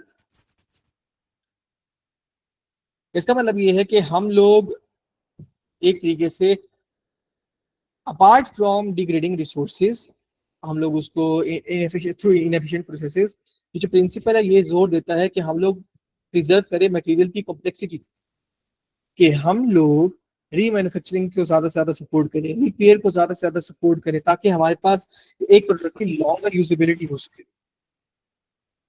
ये मैटर क्यों करता है? क्यों? क्योंकि ये इनेबल करता है रिपेयर को, रीमैन्युफैक्चरिंग को, रीयूज को, और इससे हमारे पास रिड्यूस होती है डिपेंडेंसी। और डिपेंडेंसी किसके ऊपर? जो हमारे पास आप कह लें रॉ मटेरियल्स आ रहे होते हैं। एंड अगर हम इसको फॉर्मल एक तरीके से इनफॉर्मल वे में कहना चाहें तो, या एक तरीके से जो हमारे पास, अगर हम बात करें यूरोपियन यूनियन की जुबान में बात करें, तो यूरोपियन यूनियन के अंदर हमारे पास रॉ मटेरियल्स को एक और नाम दिया जाता है जिसे हम लोग नाम देते हैं वर्जिन इनपुट्स का। और इस तरीके से ये हमारे पास मिनिमाइज करता है हमारे वेस्ट। अच्छा, अपार्ट फ्रॉम दिस, अब अगर हम बात करें हमारे नेक्स्ट चीज की, तो हमारे पास आता है आपका पिलर 2। पिलर 2 जो कह रहा होता है, पिलर 2 जो आपके पास कह रहा होता है, वो कह रहा होता है कि आपका जो हर all energy is based on renewable sources. Circular economy जो है वो पावर प्रॉपरली हो रही है आपकी रिन्यूएबल एनर्जी के थ्रू। इसका मतलब ये है कि आपके पास सिस्टम्स जो होंगे वो डिजाइन होंगे इसलिए कि वो एनर्जी को जो जो लॉस है, हमारे पास एनर्जी का लॉस आ रहा है, वो मिनिमाइज करें, आपके अननेसेसरी कन्वर्जन को अवॉइड करे, और फेवर करे आपके लोकल एफिशिएंट जनरेशन को और कास्केडिंग यूज को। उसके बाद ये क्यों मैटर होता है? मैटर इसलिए होता है ताकि ये रिड्यूस करता है एमिशंस को, ये इंप्रूव करता है या ये सपोर्ट करता है लॉन्ग टर्म रेजिलियंस को, और ये अलाइन करता है आपके बिजनेसेस की प्रैक्टिसेस को विद ग्लोबल क्लाइमेट गोल्स। अब अगर हम बात करें पिलर 2 की, तो हमारे पास आता है बायोडाइवर्सिटी सपोर्टेड एंड एनहांस्ड। आपकी जो रीजनरेटिव इकोनॉमी होती है वो एक्टिवली प्रोटेक्ट कर रही होती है और रिस्टोर कर रही होती है बायोलॉजिकल डाइवर्सिटी। जो सर्कुलर स्ट्रेटजीज होती है वो रिड्यूस कर रही होती है लैंड डिग्रेडेशन को, अवॉइड कर रही होती है इकोनॉमिक डिस्ट्रप्शन को या डिस्ट्रक्शन को, और प्रायोरिटाइज कर रही होती है वो कन्वर्जन को, कंजर्वेशन को, स्पेशली वल्नरेबल हैबिटेट्स की कंजर्वेशन को, कि वो प्रोटेक्ट करे ही करे। और ये मैटर क्यों करते हैं? क्योंकि ये सेफ गार्ड कर रही होती है आपके नेचुरल सिस्टम्स। अब अगर हम बात करें पिलर 4 की, तो that is human society and culture are preserved. आपकी जो ट्रू सोसाइटी सर्कुलरिटी होती है वो, यहाँ जो आपके एक सर्कुलर इकोनॉमी की वैल्यूज होती हैं वो डिपेंड करती है आपकी कल्चरल डाइवर्सिटी और सोशल कोहेजन के ऊपर। और साथ ही साथ ये जो हमारे पास कल्चरल डाइवर्सिटी आ जाती है, आपका सोशल कोहेजन आ जाता है, इसके साथ हमारे पास एक और चीज पे डिपेंड करता है, that is ecological sustainability.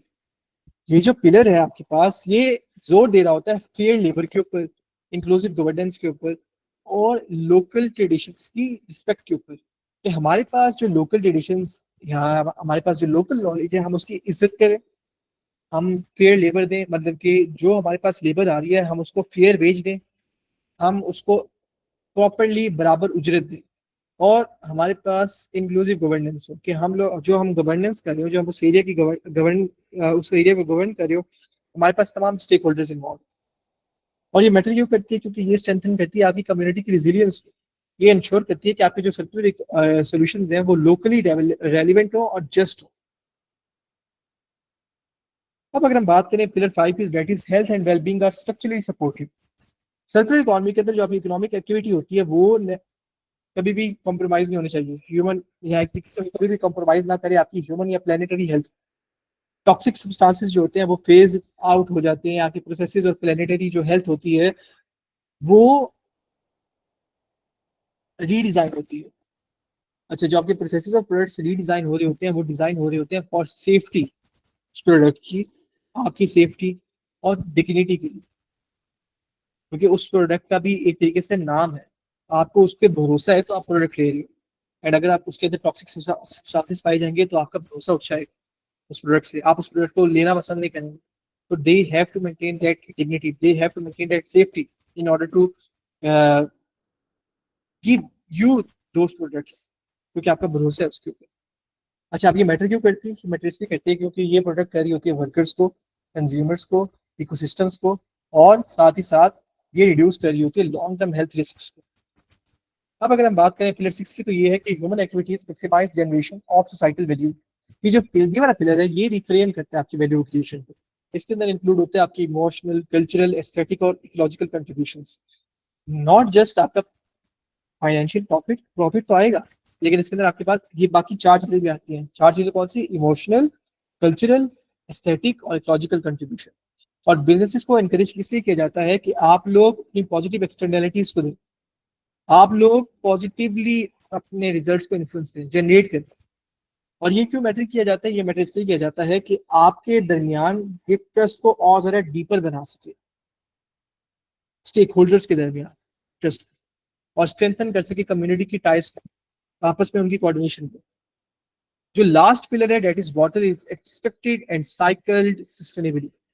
Water हमें पता है कि फिनाइट रिसोर्स है और शेयर्ड रिसोर्स है। सर्कुलर सिस्टम्स जो है वो वाटर, फ्रेश वाटर की एक्सट्रैक्शन को लिमिट साइज मत करें, वो रियूज करें वाटर को एफिशिएंटली, वो एनर्जी को रिकवर करें, वो आपके वेस्ट वाटर से जो न्यूट्रिएंट्स को आ रही है, वो जो न्यूट्रिएंट्स आ रहे हैं आपके वेस्ट वाटर से, वो उसको रिकवर करें। ये सर्कुलर सिस्टम की रिस्पॉन्सिबिलिटी है, और ये सब कुछ करें वाइल प्रोटेक्टिंग आपके नेचुरल वाटर शेड्स को। अच्छा, अब ये मैटर क्यों करता है? कि मैटर इसलिए करता है कि आपको ये क्रूशली इंपॉर्टेंस बताता है कि कितना ज्यादा इंपॉर्टेंस है आपकी वाटर इंटेंसिव इंडस्ट्रीज की। कि वाटर इंटेंसिव इंडस्ट्रीज के अंदर वाटर का कितना ज्यादा एक अहम हिस्सा है, कितना ज्यादा एक अहमियत है। और कौन सी इंडस्ट्रीज हो सकती है? आपकी फूड की इंडस्ट्री, आपकी मैन्युफैक्चरिंग की इंडस्ट्री, आपकी बेवरेज की इंडस्ट्री, ये सम ऑफ द एग्जांपल है। और इसके अंदर हमारी जो मेजर इंडस्ट्री आती है दैट इज यूनिलीवर। आप लोगों ने सब में नाम सुना होगा यूनिलीवर का। अगर हम नेक्स्ट स्लाइड की तरफ चले तो इसके थोड़ी सी दो एग्जांपल्स हैं हमारे पास। दो एग्जांपल्स में हमारे पास दो मेजर कंपनीज आती हैं सर्कुलर इकोनॉमी की, जो कि बहुत अच्छे तरीके से काम कर रही हैं। अगर हम बात करें अपील की, तो अपील हमारे पास एक ऐसी कंपनी है जो कि एक इनोवेटिव वे में लाई है। और उसमें जो हमारे पास एक तरीके से आपके फ्रेश फ्रूट्स और वेजीज के ऊपर आपके पास प्लास्टिक पैकेजिंग आती थी, उस चीज को ही चेंज कर दिया, उस चीज को एलिमिनेट कर दिया। कि वो जो सिंगल यूज प्लास्टिक पैकेजिंग आती थी उन्होंने इस चीज को रिमूव कर दिया। और इसकी वजह से आपका फूड वेस्ट को भी आप टैकल कर सकते हो आराम से, इजीली। अपील ने ये किया है कि उन्होंने एक लेयर दी है एडिबल प्लांट बेस्ड कोटिंग की आपके फ्रेश प्रोडक्ट्स, जो कि आपके नेचुरल फ्रूट्स और वेजिटेबल्स के डिफेंसेस को एनहांस करती है। और ये स्लो डाउन करती है दो मेजर थिंग्स को। एक तो आपके स्पॉइलेज को, कि आपका जो फल है या आपकी जो सब्जी है वो खराब ना हो जाए। और दूसरा, आपके फल या सब्जी से वाटर लॉस या ऑक्सीडेशन ना हो जाए। सो ये हमारे पास एक सर्कुलर इकोनॉमी की एग्जांपल है, किस तरीके से उन्होंने एक एडिबल प्लांट बेस्ड कोटिंग को आपके फल या एक तरीके से आपके सब्जी के गिर्द लगाया है। एंड अगर हम नेक्स्ट बात करें आपके नेचुरा ब्राजील की, तो इन्होंने जनरेटिव रीजनरेटिव इकोनॉमी को क्रिएट किया है अमेजोन फॉरेस्ट के अंदर। इनका मकसद ये था कि ये प्रोटेक्ट करें अमेजोन को, ना सिर्फ और सिर्फ उसके प्रिंसिपल्स को और आइडियल्स को, बल्कि ये हेल्प प्रोवाइड करें इकोनॉमिक वैल्यू को भी। अब ये हमारे पास एक साउथ अमेरिका की लार्जेस्ट कॉस्मेटिक कंपनी है। इस ब्रांड ने ये ग्लोबली तब बना था जब इसने रिसेंटली अभी हमारे पास परचेज किए थे एवन प्रोडक्ट्स। और एवन प्रोडक्ट्स हमारे पास एक तरीके से अमेजोन से आने वाले प्रोडक्ट्स थे, जो कि ब्यूटी कंपनीज के अंदर यूज होते थे, कॉस्मेटिक्स के अंदर। और एक तरीके से उसका कोई एक तरीके से हमारे पास हार्म भी नहीं है, हार्मफुल भी प्रोडक्ट नहीं है एवन प्रोडक्ट्स के, वो नेचर की तरफ से आ रहे हैं और उसका एक तरीके से फायदा है। एंड वो आपके अमेजोन रेन फॉरेस्ट से आ रहे हैं। तो इस चीज से आपकी अमेजोन रेन फॉरेस्ट की इकोनॉमिक वैल्यू को भी बताया कि कितना ज्यादा इंपॉर्टेंस रखता है आपकी डेवलपमेंट सेक्टर के अंदर। If you have any question regarding the letter C circular economy you can ask, and then we can move forward. अच्छा, इरफान अली कह रहे हैं, मिस्टर इरफान अली कह रहे हैं in park industries can be an example of regenerating nature. अच्छा, green parks example हो सकते हैं, क्योंकि एक तरीके से वो आपके रीजनरेशन का पर्पस बन रहे हैं, और दूसरा उसके अंदर आप अपनी मदर नेचर को प्रिजर्व करें। उसके फिर लेकिन हमारे पास रूल इस चीज का ये आना चाहिए कि आप जहाँ पे वो बना रहे हो, पहले पहले आप उस एरिया को प्रॉपर्ली स्टडी करो। उस एरिया को इस तरीके से स्टडी करो कि जो उस एरिया की होम स्पीशीज थी, जो उस एरिया की प्लांट स्पीशीज थी, आप उस प्लांट स्पीशीज को तो हटा दोगे उस एरिया से, क्योंकि आपने वहाँ पे डेवलपमेंट करी। लेकिन डेवलपमेंट के दौरान आपने जो जो प्लांट स्पीशीज वहां से हटाई हुई थी, आप वो प्लांट स्पीशीज दोबारा से लाओ, ताकि उस एरिया का जो एक नेचुरल ऑरा है वो बरकरार रहे। आप अगर फॉरेन स्पीशीज लाओगे तो उसका नुकसान हो सकता है। फॉर एग्जांपल, जो हमारे पास अस्थमा के लोग हो सकते हैं, या जो हमारे पास बाकी पोलन एलर्जीज के लोग हो सकते हैं, उनको नुकसान हो सकता है। तो आपको वही स्पीशीज लगानी पड़ेंगी जो उस एरिया के अंदर पहले से थी। आपको फॉरेन स्पीशीज लाने की कोई जरूरत नहीं है। एंड अगर हम नेक्स्ट बात करें, तो मिस किंजा का क्वेश्चन है, sir can you please explain what green washing is.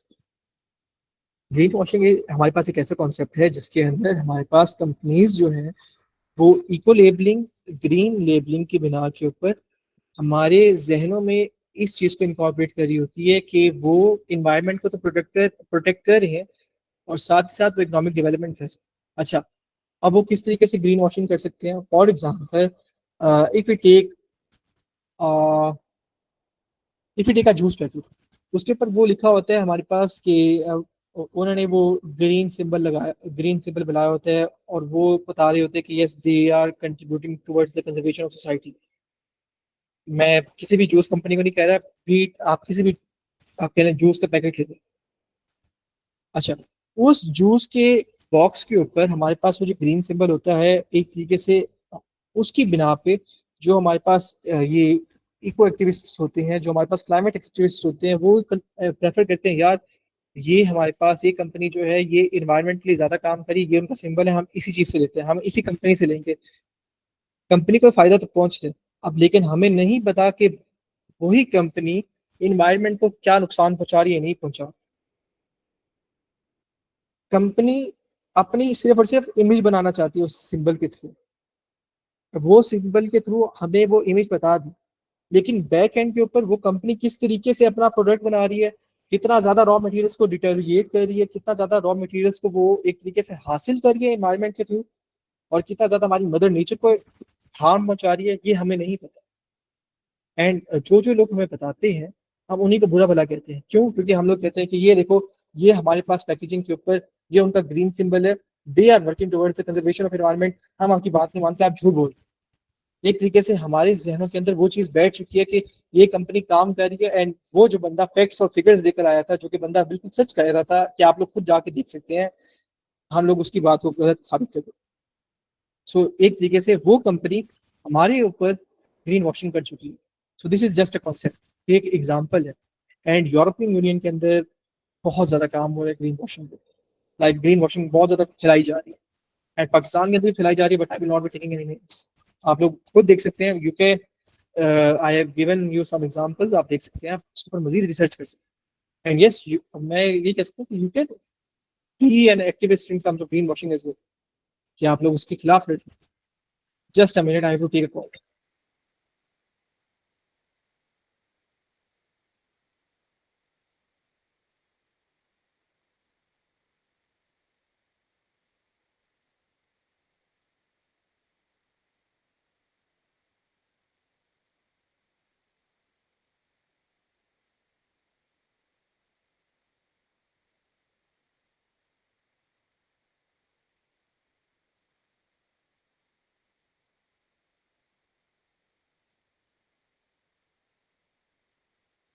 Okay, sorry everyone, I had to take that call importantly.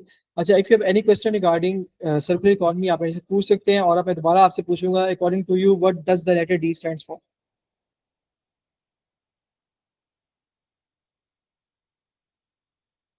Any guesses?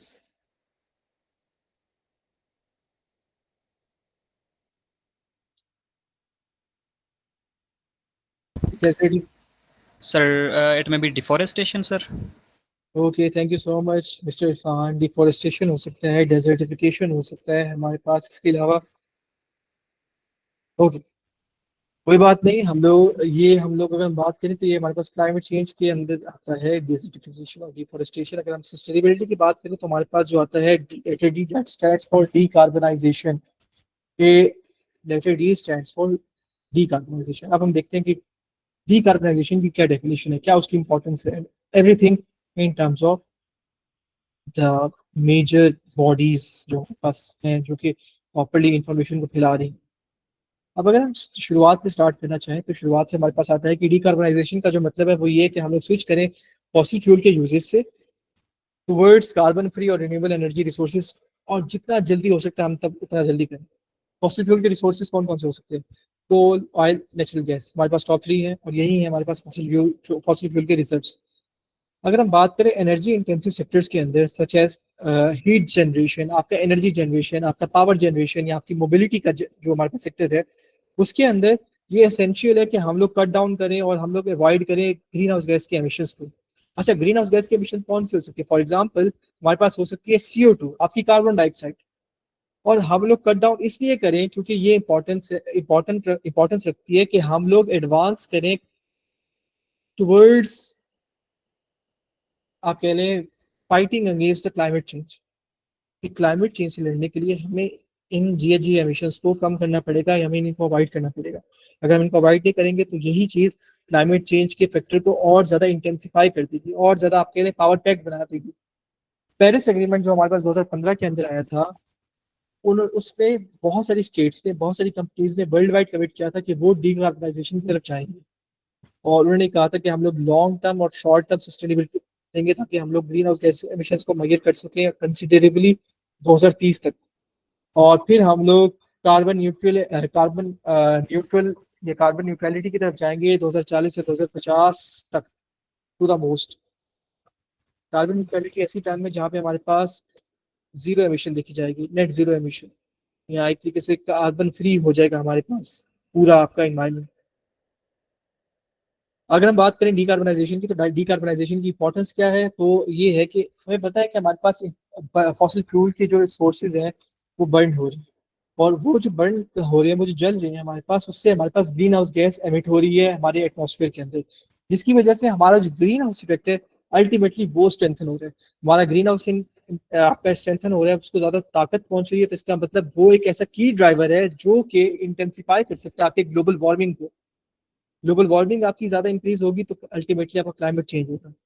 अच्छा, अब जो क्लाइमेट आपका चेंज होगा, क्लाइमेट चेंज आपका एवरेज ग्लोबल टेम्परेचर को इंक्रीज कर सकता है। अगर हम पेरिस एग्रीमेंट के मुताबिक चले तो हम लोगों ने टारगेट रखा हुआ है 1.5 डिग्री सेल्सियस का, और वो भी कंपैरिजन में हमारे प्री इंडस्ट्रियल टाइम्स से, कि हम लोगों ने by the end of this century 1.5 degree Celsius के टेम्परेचर से ज्यादा नहीं इंक्रीज करना, आइडियली हमारा ये टेम्परेचर है।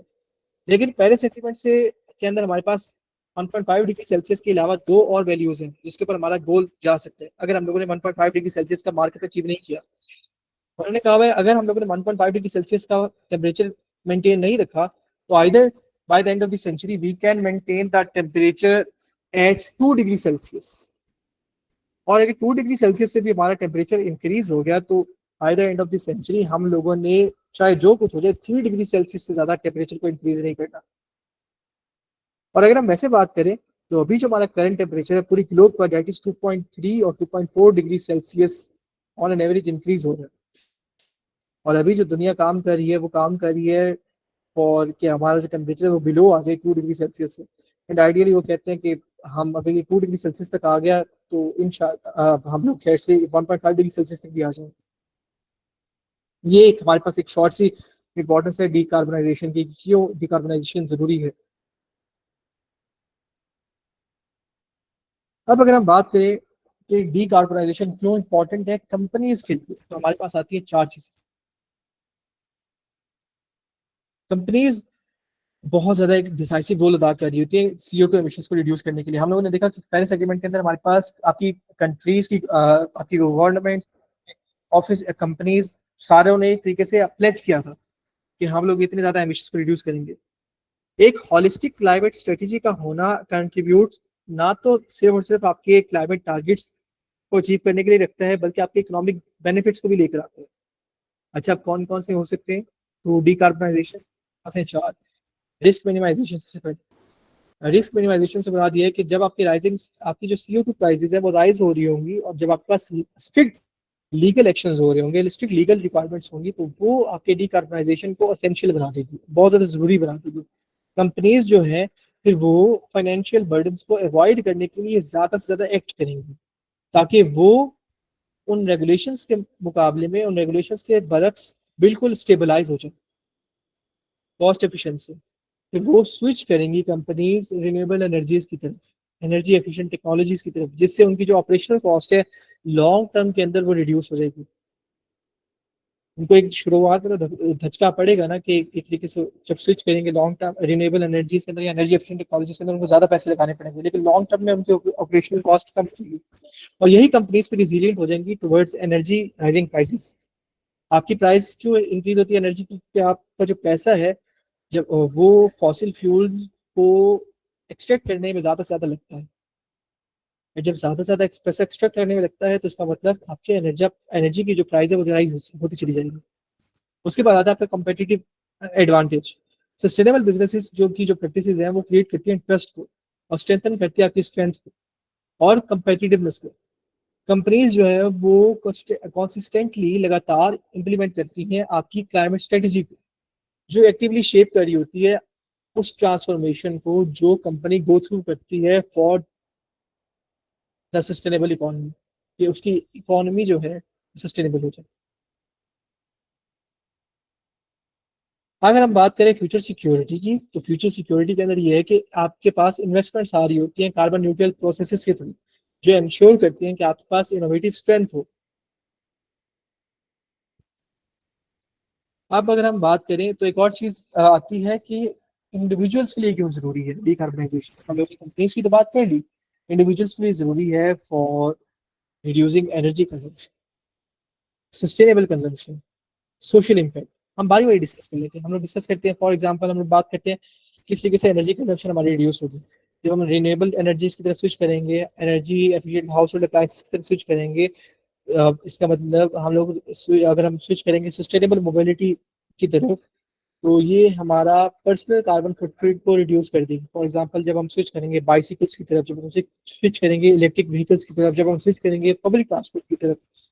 अब अगर हम बात करें सस्टेनेबल कंजम्पशन की, तो हमें चाहिए कि हम लोग क्लाइमेट फ्रेंडली प्रोडक्ट्स का इस्तेमाल करें, प्लांट बेस्ड डाइट, हम लोग फूड वेस्ट को कम से कम करें, इसको अवॉइड करें, जिससे हमारे पास एमिशंस के अंदर रिडक्शन आएगी। हमारा जो सोशल इम्पैक्ट है, सोशल इम्पैक्ट किस तरीके से, ये इंडिविजुअल हमारे जो डिसीजंस होते हैं वो इन्फ्लुएंस कर रहे होते हैं कंपनीज को, पॉलिटिकल डिसीजन मेकर्स को, और वो फिर फर्दर आगे जाकर अगर हमारा इम्पैक्ट ही अच्छा होगा, क्लाइमेट फ्रेंडली होगा, तो उनका जो एक तरीके से जहाँ पे वो बैठे हुए हैं वो हमें देखकर, हमारे रिजल्ट्स को देखकर क्लाइमेट फ्रेंडली सॉल्यूशंस का इर्तिकाब करेंगे, उनको चूज करेंगे, उनको डेवलप करेंगे और उनको ऑफर करेंगे।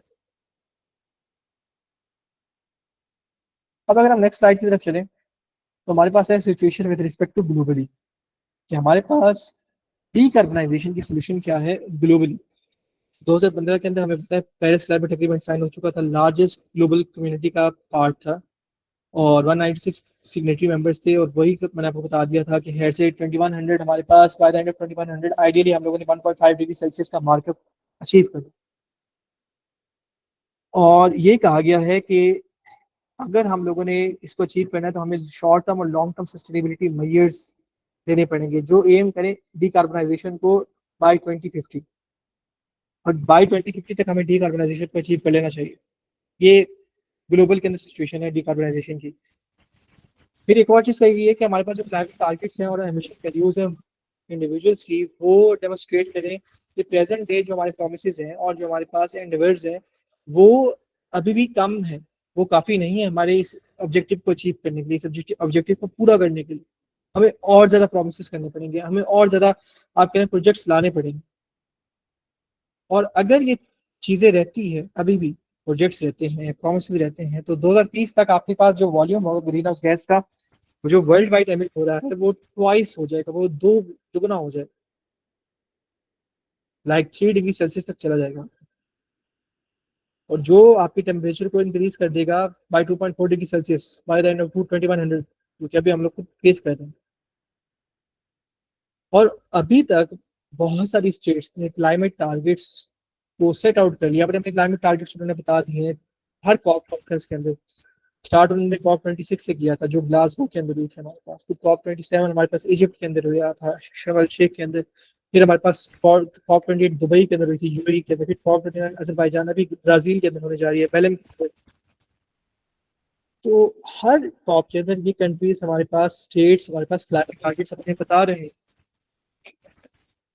और यही हमारे पास वो कंट्रीज कह रहे हैं कि हम लोगों ने करंट एफर्ट्स के थ्रू हमारे जो शॉर्ट टर्म और लॉन्ग टर्म सस्टेनेबल मेजर्स हैं हम लोगों ने इनको अचीव करना है, ताकि क्लाइमेट चेंज के खिलाफ हम लोग लड़ सकें। अब अगर हम लोग नेक्स्ट स्लाइड की तरफ चलें, तो हमारे पास है कि हम लोग क्या कर सकते हैं डीकार्बनाइजेशन को अचीव करने के लिए।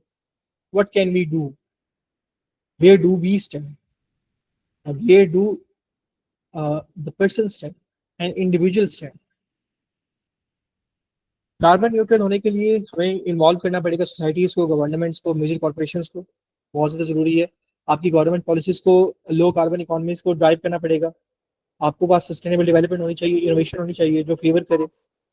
और फिर हमें इस चीज़ को भी ओवरलुक नहीं करना चाहिए कि हमारे पास हर एनर्जी का जो सेक्टर है वो इम्पोर्टेंट रोल अदा कर रहा होता है एनर्जी ट्रांजिशन के अंदर।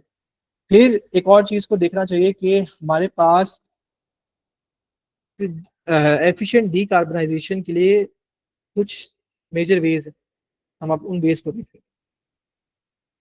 पहला पहला वे कि हम लोग इंश्योर इनकरेज करें सस्टेनेबल मोबिलिटी को in all areas, but specially in private sector. मतलब कि वही कि हम लोग साइकिल्स का यूज करें, हम लोग इलेक्ट्रिक व्हीकल्स का यूज करें, हम लोग पब्लिक ट्रांसपोर्ट का यूज करें, लेकिन स्पेशली प्राइवेट सेक्टर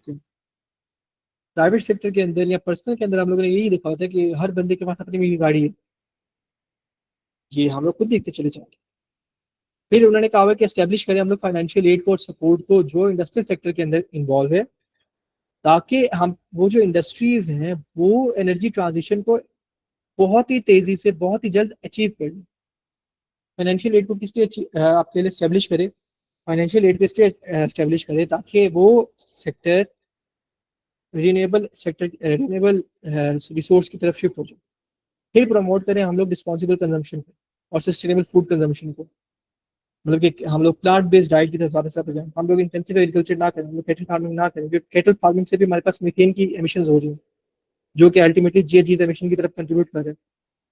फिर हम लोग ड्राइव करें टेक्नोलॉजिकल डेवलपमेंट्स को जो रिलेट करें आपके सीसीयूएस से, carbon capture use and storage से, और फिर नेचर बेस्ड सोल्यूशन की तरफ आप लोग जाएं।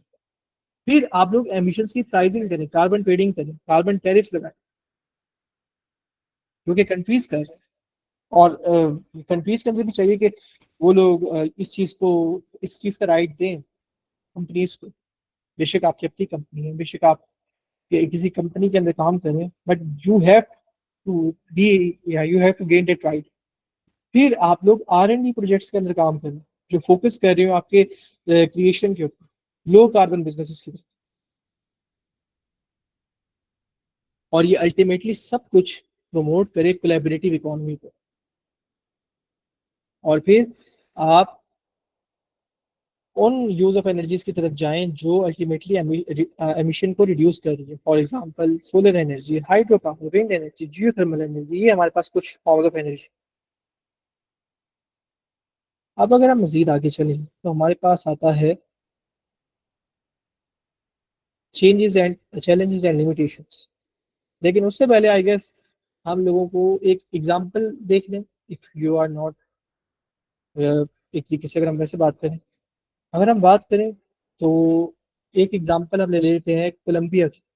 लेट्स सपोज, अगर हम बात करें कोलंबिया की, तो कोलंबिया का जो सेक्टर है पावर जनरेशन का, कोलंबिया के अंदर हमारे पास जो नेचर है उसके अंदर जो कार्बन डाइऑक्साइड की हमारे पास एमिशंस हो रही है वो बहुत ही कम हो रही है। वहाँ पर जो कोलंबिया है, कोलंबिया का कंट्री है, वो वहाँ पे बैटरीज बना रही है। वो अपने पावर जनरेशन सिस्टम को शिफ्ट कर रहे हैं टुवर्ड्स रिन्यूएबल एनर्जी। वहाँ की इंडस्ट्रीज शिफ्ट कर रही हैं अपने आप को कि वो ग्रीन हाइड्रोजन की तरफ शिफ्ट हो रही है। वहां पे भी खैर से एक तरीके से ज्यादा से ज्यादा फोकस हो रहा है बिल्डिंग्स की तरफ ऊपर। यहाँ की जो बिल्डिंग्स है वहां पर इन्वेस्टमेंट हो इलेक्ट्रिक हीट पंप्स की, वहां पे आपके पास ग्रीनर सीमेंट हो, वहां पे आपके पास अगर प्रोडक्शन हो स्टील की तो आप उसका जो वेस्ट हो आप उसको क्लीन अप करो। These are one of the major examples जो कि कोलंबिया आपको दिखा रहे हैं। और आपको सीखना पड़ेगा, हर कंट्री को, पाकिस्तान को सीखना पड़ेगा। अच्छा, अब अगर हम बात करें मेजर एग्जांपल की चैलेंजेस की, तो हमारे पास नंबर वन चैलेंज आता है कि 2050 तक नेट जीरो को अचीव करना टेक्निकली और इकोनॉमिकली फिजिबल है। लेकिन करंट टेक्नोलॉजीज के साथ और अभी भी हमें डेवलपमेंट करनी पड़ेगी। लेकिन इस साथ के सब हमारे पास बिहेवियरल चेंजेस लाने पड़ेंगे। इन सब की रिक्वायरमेंट है हमें कि हमारे पास बिहेवियरल चेंज आए, हमारे पास पॉलिसीज के अंदर रिग्रेस पॉलिसीज आए, डेवलपमेंट हो रिग्रेस पॉलिसीज की, और हम लोग इंटरनेशनल कॉपरेशन करें। एक चीज जो हमारे पास डिकार्बनाइजेशन को चैलेंजिंग बनाती है वो ये है कि हमारे पास ये सब कुछ प्रॉफिटेबल हो सकता है ओवर द लॉन्ग टर्म, लेकिन इसके अंदर शॉर्ट टर्म के ऊपर ह्यूज इन्वेस्टमेंट लगानी पड़ेगी। और अप्रोक्सीमेटली तकरीबन 275 trillion, 9 million, 9 billion, trillion, 275 trillion dollars आपको 2021 से 2050 तक लगेंगे डीकार्बनाइज करने में, हर सेक्टर, चाहे वो पावर जनरेशन का सेक्टर हो, चाहे वो ट्रांसपोर्टेशन का सेक्टर हो, चाहे वो बिल्डिंग्स का सेक्टर हो, जो 75% से ज्यादा फिजिकल एसेट्स आपके इस्तेमाल कर रहे हैं, स्पेंड कर रहे हैं। अगर हम रिसर्च से बात करें तो रिसर्च के अंदर भी वो कहते हैं कि जो सिंगल बिगेस्ट चैलेंज है डीकार्बनाइजेशन का वो ये है कि आप किस तरीके से मनी को इन्वेस्ट करोगे, कितनी ज्यादा मनी इन्वेस्ट हुई है आपके ग्रिड और फॉसिल फ्यूल इंफ्रास्ट्रक्चर के अंदर। You can not measure. एक एवरेज पर्सन जो आपका इन्वेस्ट करता है फॉसिल फ्यूल्स के अंदर, वो इन्वेस्ट कर रहा होता है through the boiler and gasoline powered cars. ये आप गाड़ी लोगे, आप उसके अंदर पेट्रोल भरवाओगे, भरवाते चले जाओगे उसको, क्योंकि आपने चलाना है। ये आपकी इन्वेस्टमेंट हो रही है एंड आप उसको बता ही नहीं सकते कि आपने कितनी ज्यादा इन्वेस्टमेंट कर चुके हो सेक्टर के अंदर। फिर लास्ट बट नॉट लीस्ट, कि 100% डीकार्बनाइजेशन को अचीव करना डिपेंड करता है न्यू टेक्नोलॉजीज के ऊपर, जो कि है तो कॉस्टली, लेकिन अभी तक स्केल के ऊपर नहीं है अवेलेबल, अभी तक मेजोरिटी हाई लोकल लेवल के ऊपर नहीं है। बायोफ्यूल्स एग्जांपल ले लेते हैं, एक्सपेंसिव है, सप्लाईज लेकिन उनकी लिमिटेड है। अगर हम बात करें ग्रीन हाइड्रोजन की, तो प्रोड्यूस किया जा रहा होता है इलेक्ट्रोलाइसिस ऑफ वाटर की, by the water of by the electrolysis of water, water को ब्रेक करके, वाटर से मतलब ऑक्सीजन को रिलीज करके हम लोग जो हमारे पास हाइड्रोजन आती है, वो हमारे पास ग्रीन हाइड्रोजन होती है, जो कि हम उसकी जो कॉस्ट है वो हमारे पास 3 टाइम्स ज्यादा कॉस्टली है वो नेचुरल गैस से, नेचुरल गैस को एक्सट्रैक्ट करने से। और वो भी यूएस के अंदर। मैं आपको ऐसे एग्जांपल बताऊं तो पाकिस्तान के इसका उल्टा ज्यादा होगा। अगर अगर यूएस में 3 गुना ज्यादा उसकी कॉस्ट है, तो पाकिस्तान में इसकी 9 गुना 10 गुना ज्यादा होगी। These are some of the major challenges जो कि हम लोग फेस कर रहे हैं, and we have to shift, we have to change. And thank you so much for joining today, this was all from my side. अब मैं चलता हूँ आप लोगों के क्वेश्चंस की तरफ। If you have any question you can ask. जी Miss Riya, over to you. जी सर, आपने कैटल फार्मिंग की बात की थी। मैं पहले भी जो क्लाइमेट एक्टिविस्ट हैं उनकी तरफ से ये बात कर चुकी हूँ कि हमें प्लांट बेस्ड डाइट की तरफ मूव करना चाहिए और मीट बेस्ड डाइट को डिस्करेज करना चाहिए। तो इस डाइट का क्या रिलेशन है हमारा क्या क्लाइमेट चेंज के साथ या सस्टेनेबिलिटी के साथ? Thank you so much miss Ria. अच्छा, मैं आपको एक एग्जांपल दूं ना, तो मैं आपको थोड़ा सा यूएस के रेफरेंस में देता हूँ कि आप पाकिस्तान के भी रेफरेंस में देख लीजिएगा, आपको आंसर मिल जाएगा। यूएस के अंदर हमारे पास मोर देन 52% आपके पास आपकी जो आबादी है ना यूएस के अंदर, वो है मीट बेस्ड, वो है मीट लवर। उनको प्लांट बेस्ड डाइट से कोई गर्ज नहीं है। एंड मीट बेस्ड से मुराद ये है कि they will eat pigs, they will eat goats, they will eat cows, they will eat buffaloes. And उनका जो ज्यादा से ज्यादा इंहिसार होता है वो होता है उनके मिन्स के ऊपर, उनके स्टेक्स के ऊपर। एंड उन चीजों के लिए आप केटल्स वगैरह को ग्रास वगैरह देते हो, आपका नेचुरल एक तो हैबिटेट डिस्ट्रॉय हो जाएगा ओवर ग्रेजिंग के थ्रू। क्यों? क्योंकि वो जो कैटल्स हैं, वो जो आपके पास आपके जानवर हैं, वो ओवर ग्रेजिंग कर सकते हैं। एक तो ये चीज है। दूसरा, थ्रू देयर मैन्योर आपके पास रिलीज हो रहा होता है मीथेन की एमिशंस। मीथेन की एमिशंस आपकी जीएचजी एमिशंस में कार्बन डाइऑक्साइड के फौरन बाद आती है। और ये कहा जाता है कि कार्बन डाइऑक्साइड के बाद 10% आपकी जो मीथेन, अप्रोक्सीमेटली 10% आपके पास ये कंट्रीब्यूट करती है आपकी जीएचजी एमिशंस मीथेन के अंदर। और मीथेन भी फिर अल्टीमेटली आपकी क्लाइमेट चेंज को इन्फ्लुएंस कर रही होती है। अच्छा, अपार्ट फ्रॉम दिस, फिर एक तरीके से अगर हम पाकिस्तान के ज़माने में बात करें, तो पाकिस्तान में भी हमारे पास कोई ऐसी हमारे पास अवाम है जो कि मीट लवर है। चाहे वो चिकन की मद में हो, चाहे वो हमारे पास कैटल की मद में हो, चाहे वो हमारे पास काउस गोट्स की मद में हो। अब हम किस तरीके से उनको मना करें कि आप लोग मना तो नहीं कर सकते। हमारे कहने से वो मना हो भी नहीं सकते। We can not force them कि सर क्लाइमेट चेंज पे एक तरीके से असर पहुंच रहे, आप खाना बंद करें। वो कहेगा मेरा इससे गर्ज नहीं है, मैं खाऊंगा, मुझे पसंद है, मैं शुरू से खाते जा। एंड अल्टीमेटली फिर क्लाइमेट चेंज का इन्फ्लुएंस होता है, वही बिहेवियर चेंज है। अगर और बिहेवियर चेंज में फिर वहां पे आते हैं जहाँ पे इस चीज की ऊपर ज्यादा से ज्यादा बातचीत हो रही होती है। पाकिस्तान में हो नहीं सकती, क्योंकि हमारी कम्युनिटी ऐसी है। We can not talk about this at large at most. ये अभी सिर्फ और सिर्फ ये तो रेट्स हमारे पास बढ़ रहे हैं, हमारी कम्युनिटी ऐसी एक तरीके से इकोनॉमिक टर्मोइल का शिकार है। जहाँ पे recently I was just reading a news report, जहाँ पे वो कह रहे हैं कि अब जो हमारे पीपल हैं वो शिफ्ट हो चुके हैं from meat eating towards plant based diet, क्योंकि हमारे पास हमारी आवाम के पास पैसे नहीं है गोश्त लेने के। नहीं तो अगर वही गोश्त अगर की उसकी प्राइस में थोड़ी सी कम हो जाए, उनके हमारी आवाम को पैसे दे दिए जाए, और प्लांट बेस्ड डाइट से दोबारा शिफ्ट हो जाएगी गोश्त की तरफ। So this is the thing, and we can not force anyone कि आप मीट से फौरन आप प्लांट बेस्ड डाइट की तरफ आए। उसके लिए बहुत मुश्किल हो जाएगा। हाँ, but we can do is, हम लोग ये कर सकते हैं कि हम लोग एक तरीके से बायोटेक्नोलॉजी का मदद ले सकते हैं। हम लोग लेस मीथेन प्रोड्यूसिंग केटल को प्रोड्यूस कर सकते हैं। मतलब कि हम केटल का एक जीन लें, हम उस जीन के अंदर मॉडिफिकेशन कर दें कि ये केटल हमारे पास उसके मैन्योर से लेस मीथेन प्रोड्यूस हो। एंड वही जीन को फिर हम उस केटल के अंदर इंट्रोड्यूस करते हैं। एंड फिर वो जो केटल उसके बेबीज आएंगे, वो फिर वही लेस मीथेन प्रोड्यूस करेंगे उसके मैन्योर के थ्रू, जो कि अल्टीमेटली फिर क्लाइमेट चेंज से कम इन्फ्लुएंस करेगा। ये हमारी तरफ से एक एफर्ट हो सकती है, लेकिन वही फिर हमारे पास साइंटिफिक रिसर्च है, बहुत ज़्यादा कॉस्टली हो जाएगा। सो दिस इज द थिंग।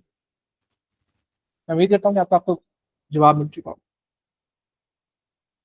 ये सर, तो ये जो चीज़ है जिसकी हम बात कर रहे हैं, ये वाक़ई एक इतना बड़ा फैक्टर है, अ, अगर हम क्लाइमेट चेंज और सस्टेनेबिलिटी की बात करें, या it's just one of the smaller factors? अच्छा, ना इसको मैं स्मॉलेस्ट कहूंगा, ना मैं इसको लार्जेस्ट कहूंगा, मैं इसको कहूंगा कि ये मीडियोकर है। हाँ, लेकिन ये मैं कहूंगा कि कार्बन, अगर हम ग्रीन हाउस गैस एमिशंस के अंदर बात कर रहे हो, तो कार्बन डाइऑक्साइड की अगर हम पहले बात करें तो मीथेन नंबर 1 पे आता है। राइट, अगर हम फॉर एग्जांपल कार्बन डाइऑक्साइड पर बात सब कुछ हो चुकी है एक ग्लोबल फॉरम के ऊपर, तो अब अगर हम वो कहते हैं कि स्विच करें, हम किसी के ऊपर बात करें, तो फिर मीथेन के टॉपिक आता है। मीथेन के टॉपिक के ऊपर सबसे पहले ये बात ही लाइफ स्टॉक के ऊपर आती है। तो ये चीज़ है, मैं इसे मीडियोकर के तौर पर कहूँगा, लेकिन माइक्रो भी नहीं।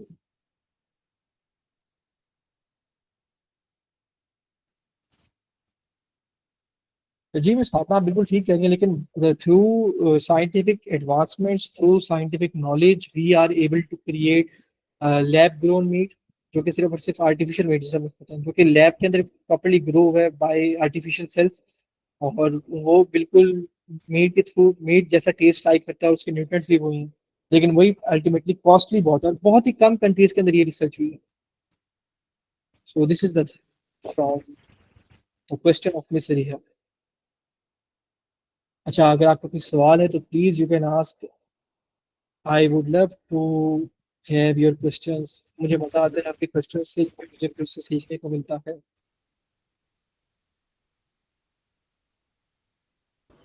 अच्छा, over to you. According to you, आपका कोई फेवरेट पार्ट जिसके ऊपर आप थोड़ा सा अपने व्यूज देना चाहें? I would love to hear about your views also, either on adaptation, biodiversity, circular economy, आपका डिकार्बनाइजेशन। अच्छा मिस फातिमा, दरअसल वो ये है कि ये मैं एक रिपोर्ट पढ़ रहा था कि जो लैब ग्रोन मीट है ना, वो बहुत ही कम मिकदार में प्रोड्यूस हो रहा है, और वो प्रोड्यूस इस तरीके से हो रहा है कि वो एक चेन के लिए प्रोड्यूस हो रहा है। सिंगापुर का ये बेसिकली था case, if I am not for, Singapore के अंदर वो जो लैब ग्रोन मीट है वो नगेट्स के लिए यूज हो रहा होता है, एंड एक होटल की जो चेन है, एक रेस्टोरेंट की जो चेन है, वो उस नगेट के लिए इसी चीज को इस्तेमाल कर रही है। एक तरीके से वो उनके लिए वो बेनिफिशियंट ज्यादा, बेनिफिशियल ज्यादा नहीं, रिलीज नहीं करते, क्योंकि आप उसके अंदर मॉडिफिकेशन करते हैं।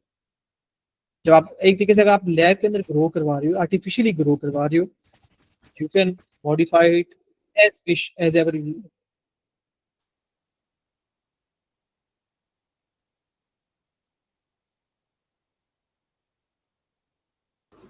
अच्छा, अकॉर्डिंग टू यू, अभी तक आप में से फेवरेट, आप लोगों का सबसे फेवरेट लेटर कौन सा, ए बी सी डी में से?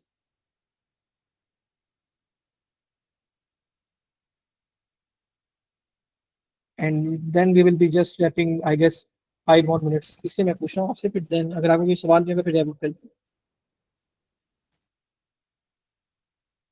ओके, मिस फातिमा कह रही है circular economy, thank you so much miss Fatima. Miss Kinza कह रही है same, thank you so much.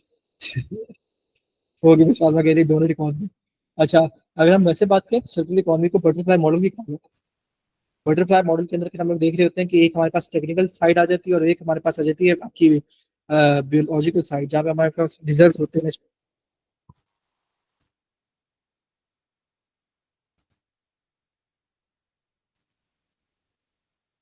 Okay, I guess किसी का क्वेश्चन नहीं है, so we will be wrapping up this meeting. Thank you so much for attending today's session. Looking forward to seeing you tomorrow. मैं आपको time पहले convey कर दूंगा, so thank you so much. Good night, शब बखैर, खुदा हाफिज, अपना ढेर सारा ध्यान रखिएगा। Thank you so much.